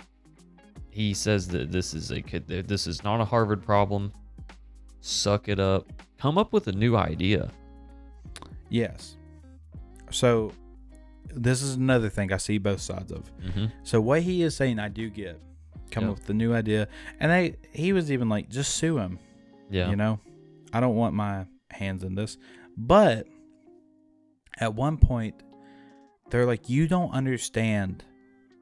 And he's like, I was the U.S. treasurer, which is just funny. Crazy, yeah. Just funny. Just, these people in power, they just get to do different made up bullshit all the time. It's like, I'll be the U.S. treasurer. I'll be the president of Harvard. Whatever. I was a general for 30. It's just all stupid. But they are right, because this is pre-well-known internet. I have the same problem with politicians now. They don't know. You think Nancy Pelosi understands the ramifications of AI? No. And she doesn't care. Right. Because she's an old bitch. Yeah. She's going to die before it's a problem for her. Right. But they're right. This guy does not. I don't care if you're the U.S. treasurer. You have no idea how much money Facebook could make. Yep. Obviously, now that we know it's worth, it was worth $25 billion in 2010. It's probably worth $75 billion now. Oh, just the way things are going. If not. So they were right. He had no clue what kind of money they were talking about. And he just kind of stonewalls them. Jesus How much Christ. is Facebook worth? Take a guess how much Meta is worth. Was 75 a low ball? Oh God, yeah. Wow, 15 years. I bet it's worth. Okay, I'll say 180 billion. $1.9 trillion. Meta's a $1.9 trillion company. What does that even mean? Who knows? You know. What does that even mean? Why? In 15 years, what's the percentage change on that? 25 billion to 1.9 trillion? That'd be like a damn. We're getting a little off the rails here, but I don't care. This is stock evaluated, stock cast. We went from $19 a share in 2012 to we're now $750 a share. Wow, that's insane. It is up 1,800% all time, it says. Which that's as of, it says it started to be publicly traded 2012, and I doubt that, but that's just on Google. That might just be whatever they're tracking it on. Whatever. So yeah, I think they were right in that. I actually think they were right in that argument that dude had no clue what they were talking about. Yeah, and I that agree. They were getting dicked over. I liked when they left, he broke the doorknob and he said, "Here's your 355-year-old doorknob. I broke it." That was pretty funny. And I know this ain't how it was shown in the movie, but then it shows them in fucking the English Channel or some bullshit. I don't even know. They're in Europe or whatever. And they're doing a race, and it's cutting back to like Facebook, and I think it's like trying to show you like Facebook is on their mind, and it's kind of taken away from their life as whatever they do. You know, they're I didn't even think about that rowing. Yeah, rowers. Yeah, and so it's just like stressing them out so bad that they lose this race by apparently the closest one of these race has ever been lost by. Yeah, Prince Albert. Yeah. I thought that was also hilarious. Just Prince Albert cameo. He's like, yeah, he just kept saying how disgustingly close it was. Yeah. And this finally sparks them to set up the scenes in the beginning. It's like, let's just sue the motherfucker. Yeah. Let's sue the bastard. And it is so funny that they've left the continent. They get over here to Europe and they're like, "Have you seen look how close you lost this race on Facebook?" And they just that's the straw that broke the camel's back. My granddaughter said her friends are already asking her about it. And it's like, yeah, I would have been spazzing, dude. Once again, if this was your book idea or whatever, you go to Europe on vacation. They're like, "Have you heard of the Hidden Valley Tales?" And you're like, "God damn it." Yeah, that make me freak out, dude. And, they're, obviously, we'll just wrap up on the court cases. Obviously, they deserve some compensation. $65 million. Yo, I'd be happy with that. I'd take it. Yo, I'd take that in a heartbeat. And an NDA. I was going to say, respect the legal system, cred. I hate an NDA I want to know that shit, dude. I want to know all about it. And you never will. I'll never know it in my lifetime. No. It is weird. It's kind of... Maybe when they die. I don't know when NDAs go away. I don't know. I don't either. Idea. I don't even know what happens if you break it. I don't know. They kill you. It's not illegal. They shoot you. I have no idea. I don't know what happens I think you just have to pay a bunch of money. I don't know. I don't think it's like a criminal thing. I don't think you could like go to prison or something. But I could. I'm also stupid, so who knows? I know they don't get broken very often. No, they don't. So they probably do. They probably do kill you. Yep. So yeah, they get wrapped up, and since we didn't take any notes, but all these scenes are really good. I actually loved how Jesse Eisenberg is playing this. Like he's very distant and he just doesn't care. And then like almost anytime they insult him is the only time he really even says anything. Yep. And God, he's just portrayed as such an asshole. Like Andrew Garfield is like the lawyer's like saying, you gave $1,000 and then an additional $18,000, so that would be $19,000. And then he's like, well, hold up, let me check your math. Do the math. Yeah. Okay, yeah, I got the same thing you did. Yeah. Like, just being such a dickhead. Yeah. But so now cutting back. I love the Back court to- cases in these. I love them. I think I thought they were- I think it for it to be like triple timeline movie. The court cases are some of my favorite scenes of this I think movie. the court cases make this movie what it's about almost. Like, Yep. yeah, I think it's what, because like almost this would just be kind of, Yep. even though the other scenes, they're good, but if it was just like, didn't have the court scene interjections, it would kind of just be a boring one note movie. Yeah. So you're kind of seeing, this just elevates it, and it shows that this writer is a good writer. He's able to weave all these story, like these timelines and these story beats together to where they reflect on each other, and how they get brought up in the court and how they got brought up in the fictitious real life situation. All that's good. Yeah. You know, I completely agree. So they cut to I'm blanking. So they invite. Yo, go ahead. Either I was just gonna say, so because we had talked about the contract, Andrew Garfield's contract. So he signs it, whatever. Didn't read it. Very sad note. He says that he didn't think that he needed his lawyers there, but he should have known better. He was like, I thought that those were my lawyers. I thought this was my friends. I thought, and he thought they were to benefit of him, not his enemies. Yeah. And so he comes out to California, does all kinds of stuff. He gets mad that Sean Parker is involved and freezes the bank accounts. Yeah. This gets resolved immediately. He gets back to New York, and there's like a very, very weird minor subplot of his crazy girlfriend Brenda Song. And but Zuckerberg calls him and is like, no dude, come back as soon as you can. I need you to sign papers. So he comes back, they sign the papers, they got $500,000. It seems like it's great. They made it. Next time they invite him out for the 1 million users, I think. And he comes back. It's a complete setup. It is. And like, it just seems like, and like he said, it was an ambush. Yeah. They just did it as a weird, I mean, like, just to betray somebody like this. Yeah.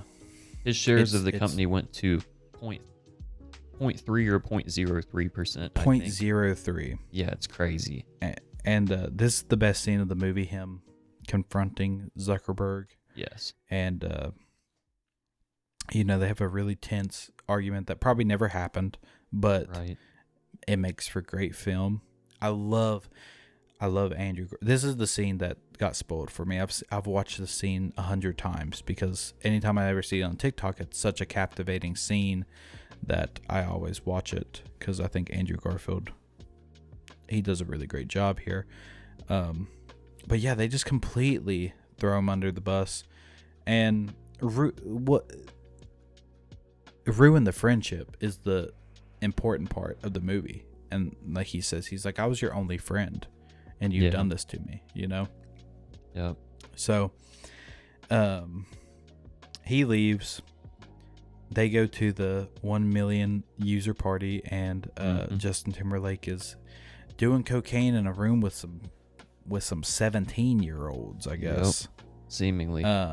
Seemingly goes to jail, and he calls Mark Zuckerberg from jail, and Zuck is just like, he's had it. He's in the office grinding coding.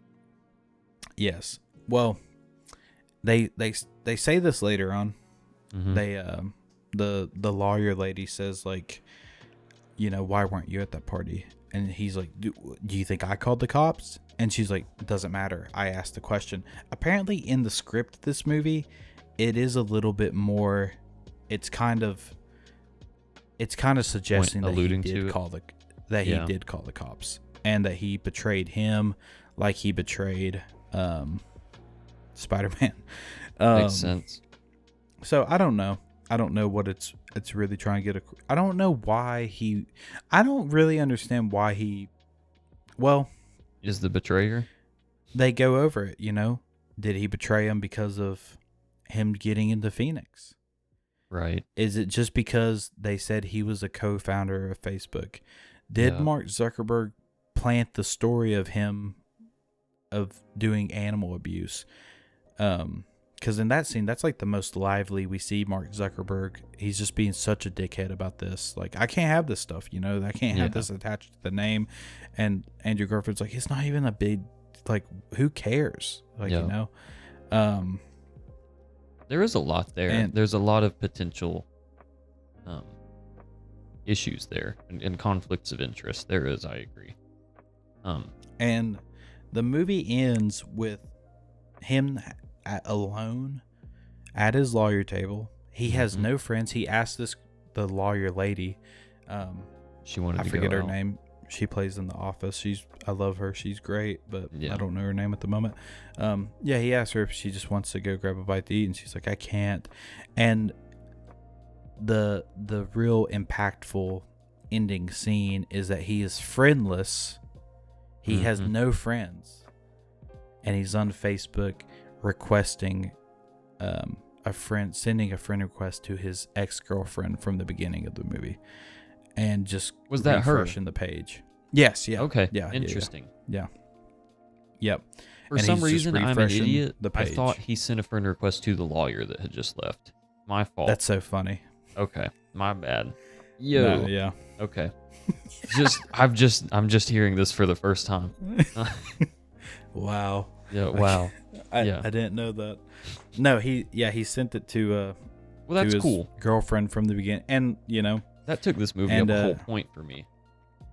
Yeah, I thought that was cool. I mean, it came full circle because they just had the asshole talk, and he's like, maybe I can be friends with her again, and but yeah, I love that. Just like, he doesn't have any friends. Yeah, and he owns the friend site. You know, it's really impactful, and then it's just showing. It's like it's cutting like Tombstone. It's given like the real history, and it's like the Winklevosses, they win $65 million. Yep. They place 8th at the Olympics or something, 5th. I don't know. Yeah, they went on and did all this. Yep. Him and Spider-Man. Yep. He settled for an undisclosed amount. Who knows? And then, who knows? Probably a lot. Potentially 30% of whatever, you know, or more. You know, because he said, "I'm coming back for all of it, not just 30%." And he did get co-creator credits in the end. He did on the whatever the masthead is. I don't know what that means. Yeah, I don't know. Like, if I look at the credits of Facebook, does it say created by Zuckerberg? And I don't know what that means. Beats me. Yeah, beats me. He could probably claim it legally, I guess, in theory. I don't know. He could probably say, I co-created Facebook. Because if I advertised that I co-created Facebook, I could probably face legal repercussion for that in some way. I guess so. Yeah, maybe. Perhaps. And then, you know, the movie just ends. It ends with the line, Mark Zuckerberg is the youngest billionaire in the world. Yep. Which is crazy. I know Zuck is a young man. I watched an interview from God. I don't want to get it wrong. I think it was actually 2000. No, I don't know when that interview was. I think it was like a little bit after 2010. I think it was after this movie, maybe slightly before. He was 23 years old. He was worth $2 billion, I think, at the time. Maybe 3. Yeah, he's 41 now. Yeah. So, you know, he's still fairly young. I wonder if he's, I don't know. I wonder if youngest billionaire. I also did the math. I hate the when you get in the trillions, it's always fun. 0.03% of $2 trillion, which is roughly what the company's valuated. What do you think that would be? Unless you can do the math real quick in your head. I'm sorry, say that again. What was the that? 0.03%, just for fun, of Spider-Man's contracted take of that hypothetical $2 trillion company today. How much do you think that would be? Oh God, I don't know. Let's do the math on that. I got it. It is. Oh, okay. $600 million still yet. I'll take it. 0.03%. Hell yeah, homie. That's good enough for me.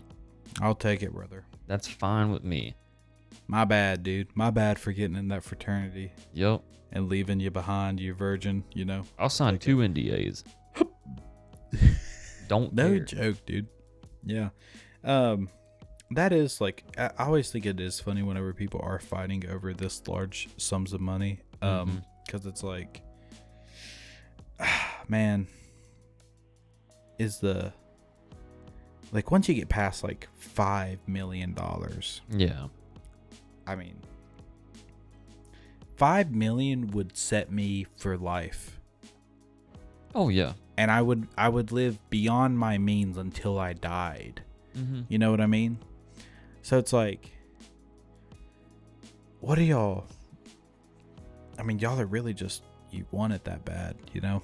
Yeah, some people want it like that. Also, devil's advocate, and just for the sake of argument, I do feel like with this movie and at this point, it's kind of like the old Bitcoin pizza thing. Like, it wasn't. Now, of course, hindsight and the current valuation of the company, it's $2 trillion. But even like back in 2012, it was a valuable company. Don't get me wrong, but compared to 0.03% of 2 trillion versus 0.03% of a couple billion, big difference. Yeah, of course. I also understand like, I want what I deserve. Yeah. You know, it's like I was promised 30%. Yeah. That's what I deserve. That's what I'm owed. You know, I get that too. Yeah. But it is just funny being like, put another comma on that check. Yeah. A little side note, or with the movie, I really do, which it is kind of I suppose it would be the climax whenever Spider-Man comes back and confronts Zuck. I like that Zuck tells Justin Timberlake, you really didn't have to go that hard on him, man. It confuses you a little. It's like, damn, dude, what do you mean? Like, I think I don't know. I think it just adds to the complexity of Zuck's character. I think it just shows that he's not. I don't think he's evil. I don't think he's malicious. I don't think he's an asshole, really. I think he's an awkward guy, and I do think that the lawyer's right at the end. He's just trying too hard. I think that he's a bully and he's cutthroat, and he is. I think he was willing to do whatever in this movie to get Facebook off the ground. Like, that's where his obligations lie, is to Facebook, this idea and this, plan of who he wants to be and how much power that he wants and notoriety that he wants in his life. And he'll do anything to get there. But I do think that was a nice little ad to show that he had some remorse with that he actually felt bad. I think so too, and I liked it because I don't think he's bad either. I think he just let people get in his ear. Yeah. And I think he got caught up in his own bullshit. Like, just even with him breaking up with his girlfriend in the beginning, he's just blowing stuff out of proportion. And he, in the events of this movie, I don't care about Zuckerberg in real life. In the world of this movie, I kind of feel like he was just mad his friend got into an exclusive social club and got to be, say he's a co-founder and all this stuff, Yeah. I think it just ate at him. It ate at his own ego. Yeah. And just the fact that his friend was as we see throughout the whole movie, anytime you confront Zuckerberg, that's when he bites back. That's when he snaps, Mm-hmm. If you attack his character, you attack his intelligence. If you attack like his ethics, that's whenever he will jump at you. And his friend, just being a good friend, gave him pushback where Justin Timberlake was a yes man, was always, riding his coattails and talking about how cool he is and stuff like that. His friend was like, hey, we gotta pull it back here. He just didn't like hearing that. Yeah. I think that's why. Yeah. So I even though they don't even really go into it in the movie, in the movie, I do believe that he did call the cops on on Sean Parker just because, kind of for payback for how bad he treated his friend. He kind of went against his wishes there, you know. Yeah. So, you know, he's just against people that are against him. Yeah. I like the thought of that as well. I didn't think about that really. And I mean, it does kind of play it as like a who knows thing, but I like that. I like that version of the movie and that kind of ending of it. Overall, I touched on a little bit at the beginning. I think this movie portrays Zuckerberg in a very interesting way, and I think it portrays all the characters very interestingly. And I think that Zuckerberg has been a really interesting character in real life all throughout my life.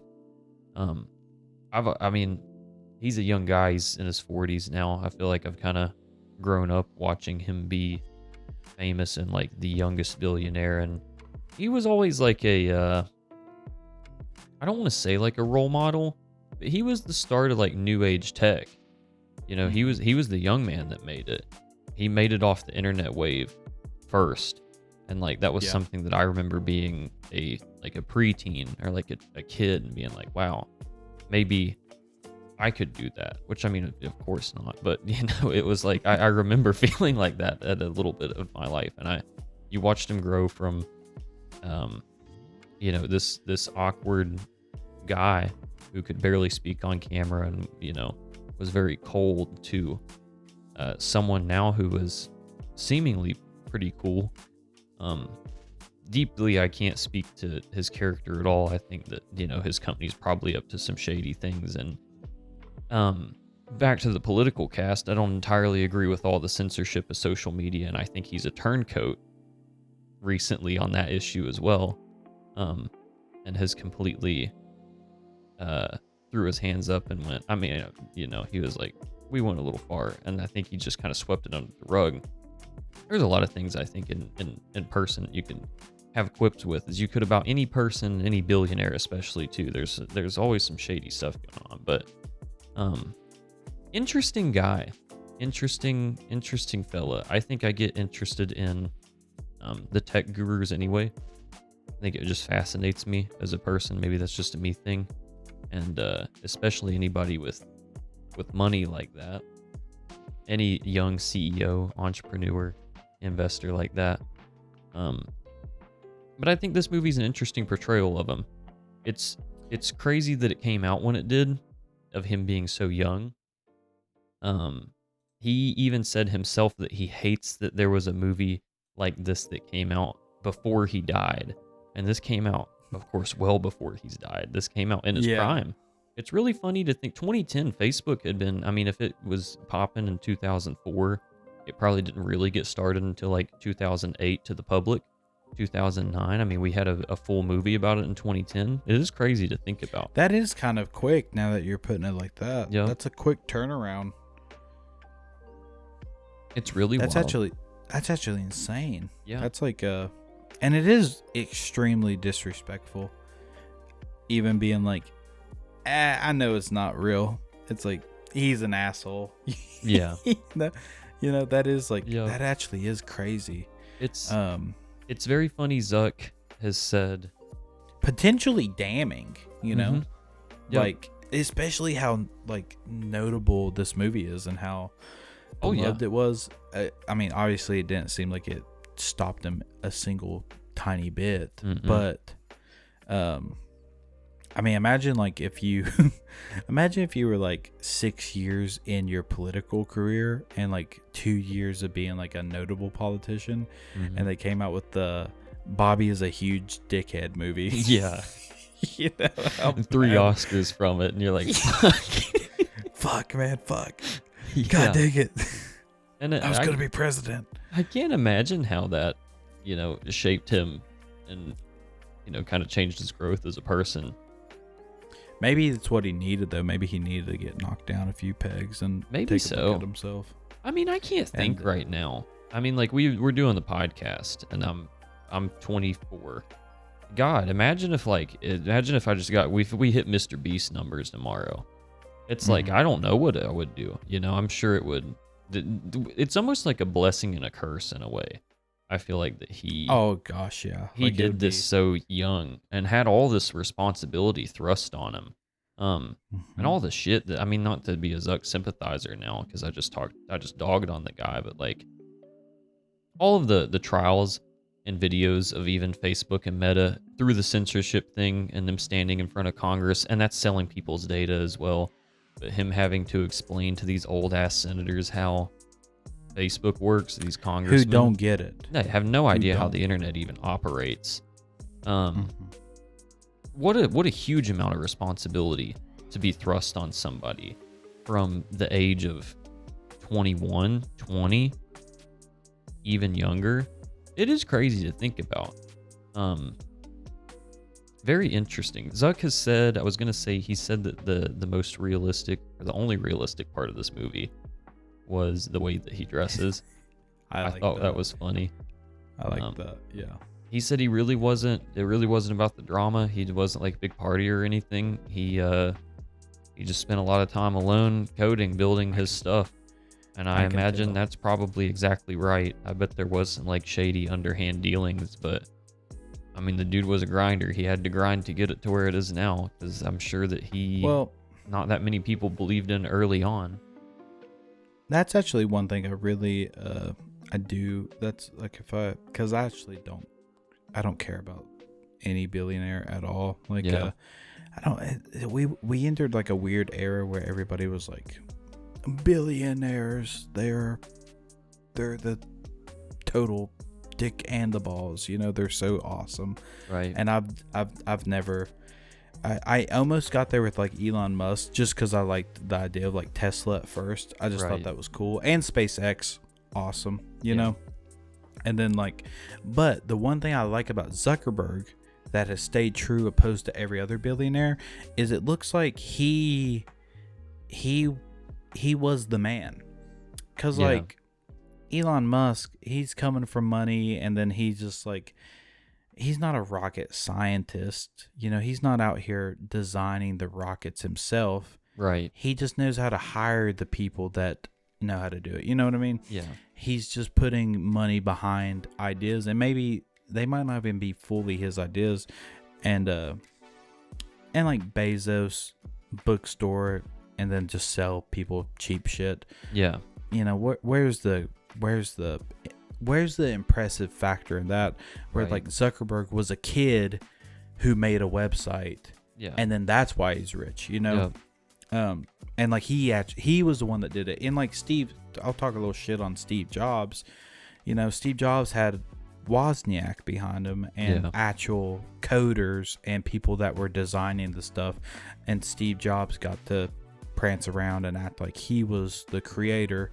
Yeah. But he was just the idea guy, Right. and he was just the face. Whereas Zuckerberg, he was just the total package. Yeah. I like that about him. That I is like cool. that's like, I agree. and like other I don't even know fully about like the dude who made Twitter. He seems like a stoner hippie. I don't even know if he like, I forget his who name. I know knows he's what he Jack did. or something like that. Yeah. yeah. So like anytime I ever see him talk, he's like weird in the opposite way, where he's just like, I just don't even believe he did anything. Right. He's like, they have that really great Black Mirror episode that's kind of making fun of him with Topher Grace, where he's like meditating and stuff. Yeah. And he doesn't even use his social media because he knows how awful it is. Mm-hmm. And you know, Zuckerberg seems like he likes Facebook and stuff like that. So I'll give him props for that. Yep. And even then, like the way that Meta's built and grown over the last little while, it's still cool to see him grind. Like it seems like which I'm sure he doesn't do as much, but even towards like the later days of Facebook's like massive growth, the interview that I saw with him earlier, I think it was like 60 Minutes, ABC, some big name interview or something like that. He was the CEO of Facebook. It was wildly popular, and he'd just come into the office and code every day. That's what he was doing.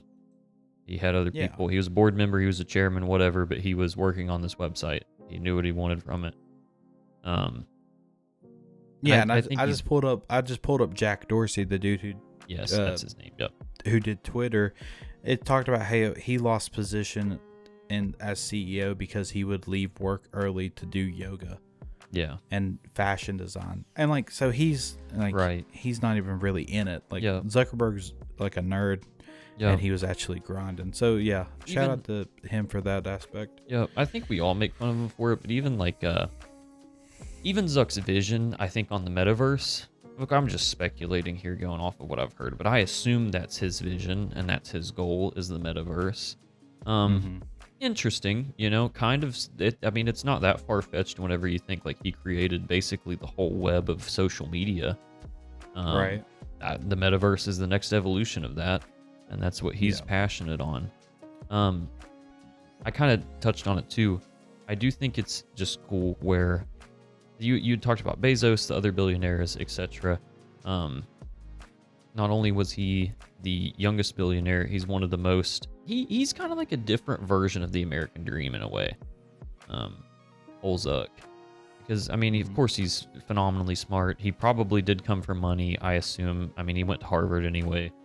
Yeah. I figured that's he kind of had how to I come feel from about some kind of wealth. But he definitely didn't come from billions of dollars, I would bet. So, no. It's cool to see that and to see the product of something that I almost got to watch be built in my lifetime. Like I almost tangibly got to see it build and grow throughout my life. And all the meta products too, and Instagram. Like if Facebook's one thing, I know they haven't always owned Instagram, but I definitely watched Instagram be built from nothing. I remember when that app released. Yeah. Just interesting. Interesting to see the forefather of one of the most, for better or for worst, important social structures in our modern world. I don't know. I think this movie's cool because of that. I do too. My favorite scene of the movie, of course, is Andrew Garfield and Zuck having the dialogue. I hate that I kind of wish I would have researched that the score won an Oscar before I watched the movie, because I didn't pay that much attention to it. I didn't notice it. Yeah, I was going to say the same exact thing. It didn't really jump out to me, so that might just be a miss on my end. But my favorite performance has to be Jesse Eisenberg. I thought he did fantastic. He was Mark Zuckerberg through and through. Yep. One of the better biographical takes and interpretations that I've seen personally. Yeah. So I really like that. I thought it was directed great, but it's kind of crazy. This dude has so many good movies. I don't even know if I'd put this in. This didn't knock out any of the other Fincher movies I like at all. I wouldn't say so. I haven't seen a ton of them, but I think this was good for what it is. I don't think it's a bad movie, but no, I don't know. Again, I think that's probably my opinion on it. At the end of the day, you could die without seeing it and probably be fine. I forgot to tell you, this dude also did Case of Benjamin Buttons. Interesting. Haven't seen it. Oh. Can't say I've seen it. Oh, David Fincher loves him some Brad Pitt, it looks like. I'm just realizing. Like 3 of his biggest movies all got Brad Pitt in them, so that's kind of funny. Yeah, I liked it. I liked it. This would be, I'll revisit this movie when Zuckerberg does die. Yeah, that would be interesting. And I think so. I have a couple of bullets I'll run through real quick because I did take some more notes and research on some real life stuff from this movie. The real story, because I was curious about that. I was curious about specifically what was fake, what was real. The real story of this. So, Zuck in real life kind of felt like Eduardo was dragging his feet in a way, from what I read. All this is allegedly. Don't sue me, okay? I'm speaking alleged. This is all in Minecraft. He signed an NDA. He's not allowed to even comment on it, bro. They allegedly sued each other. So Zuck sued Eduardo, and Eduardo sued Zuck. They settled out of court, and they signed NDAs, as the movie states. Funny enough, Eduardo but later moved to Singapore where he renounced his U.S. citizenship to allegedly avoid paying capital gains tax on $700 million. Based. But potentially, I don't know. Who knows? But he's now a Singapore resident. He recently bought a mansion or a couple of villas in France. Cool, whatever. Parker, a.k.a. Justin Timberlake, was indeed caught with coke at a party, and he was the president of Facebook at that point, and he was pressured to step down. But he did actually continue to work at Facebook with Zuck and had private meetings and everything with him afterwards, so that was kind of a little bit put on in the movie. A little embellished. Yes. Funny enough, Parker in real life said as of, I think it was 2017, that he is a self-described conscientious objector to social media. Of course.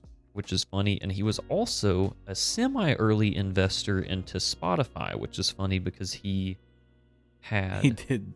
Yes. He was fighting the man against music rights, and then he became the man. He was. He had heard of this Swedish company called Spotify, and he invested in them, I think, a little bit before or while they were in the process of moving to the U.S.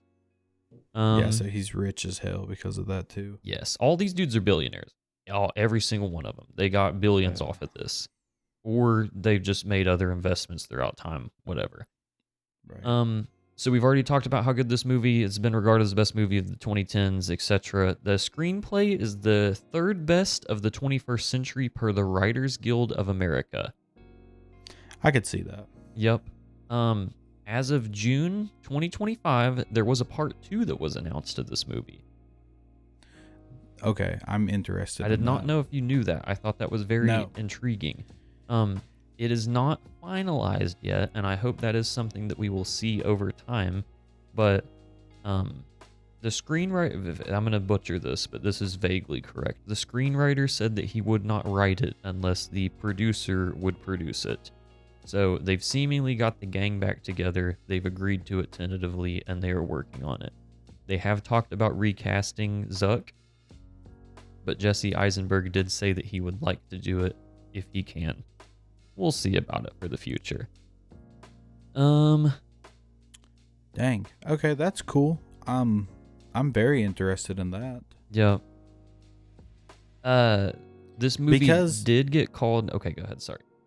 Well, I mean, there's a lot more to the story now. Yeah, and there is a ton of stuff that's happened with Facebook since this movie. Honestly, there's probably more things that's happened with Facebook after this movie came out than before. I guarantee it. For real. I guarantee I don't know exactly what they would touch on. I don't know. I mean, there's a ton of like legal battle, dramatic things that's happened with Meta Incorporated, as we've all seen and kind of know about. I don't know if the movie would talk about it as much as it would. I don't know. I don't know what other like drama has happened with Facebook, but there's a ton of stuff. I mean, it is one of the most valuable companies in the world now. When this movie was made, I'm sure it wasn't really top 100 in the world. I'm sure it wasn't.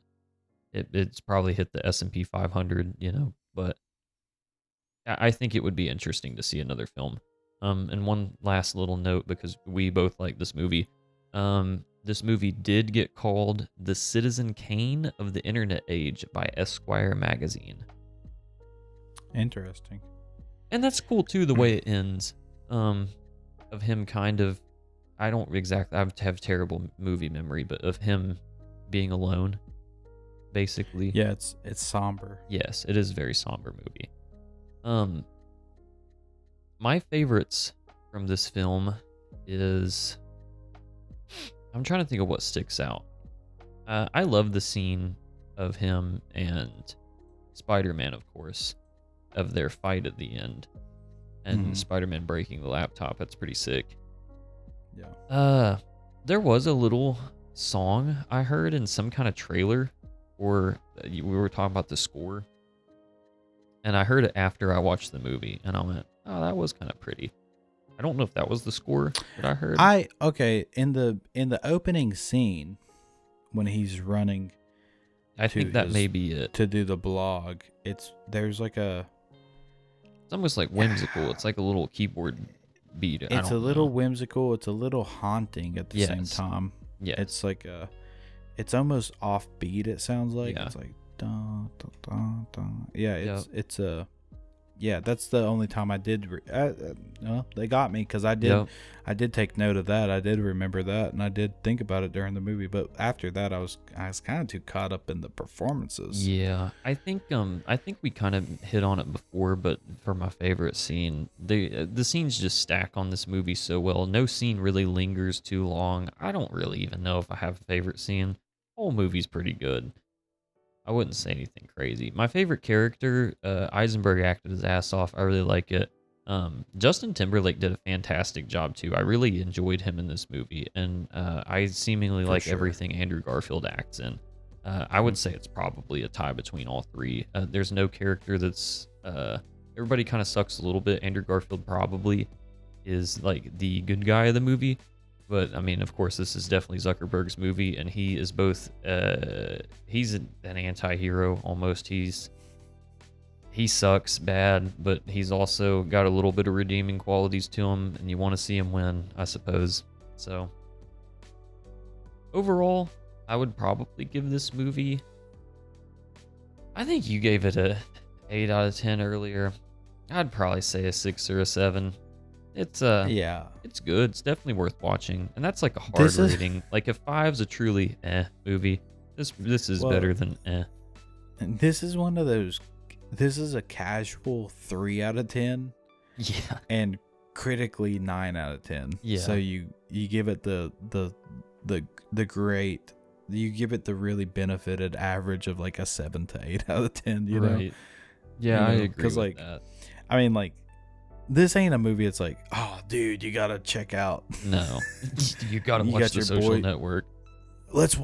I'm gonna throw in The Social Network real quick. You know, I said it before. I was shocked this movie was this critically acclaimed. I had no clue, had no idea. I thought this was just a funny little film about Mark Zuckerberg, and it turns out that it's the best movie that's came out in the last 15 years. Allegedly, yeah. Allegedly, I don't know. Yeah, that's why I wanted to choose this or Whiplash, just, podcast meta talk, because I was like, man, people just love these movies, and we haven't seen either of them. Right. I was like, that would be good. And they I think they have the similar vibes. I could be wrong because I haven't seen either of them up until now. So, but just from what I see of them, they have similar vibes. Yeah. So we'll do Whiplash for episode 107 or whatever. We shall. But yeah, I liked it. I mean, I would, if you haven't seen it, and I don't think we like recap this movie scene by scene like we, kind of do. It's still worth seeing. I mean, you know how the story of Facebook goes. Zuck wins. You don't, I mean, it's still around. You got a Facebook account. I know you do. Freaking, I mean, watch the movie. Friend. Yeah. See what's up. Yeah, 6 out of 10. Solid 6. Maybe 7. 6.8 is what I'd give it. But those are kind of my thoughts. Do you have anything else you'd like to add at all? No, I think I got it. I'm interested. I thought I do.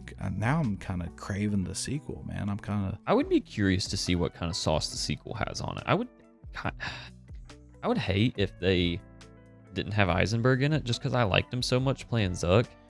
If they ain't got Eisenberg in it, I'm not. That's straight to VHS. Do you think that, I'm sure he could. Do you think that Eisenberg would play a good modern day Zuck?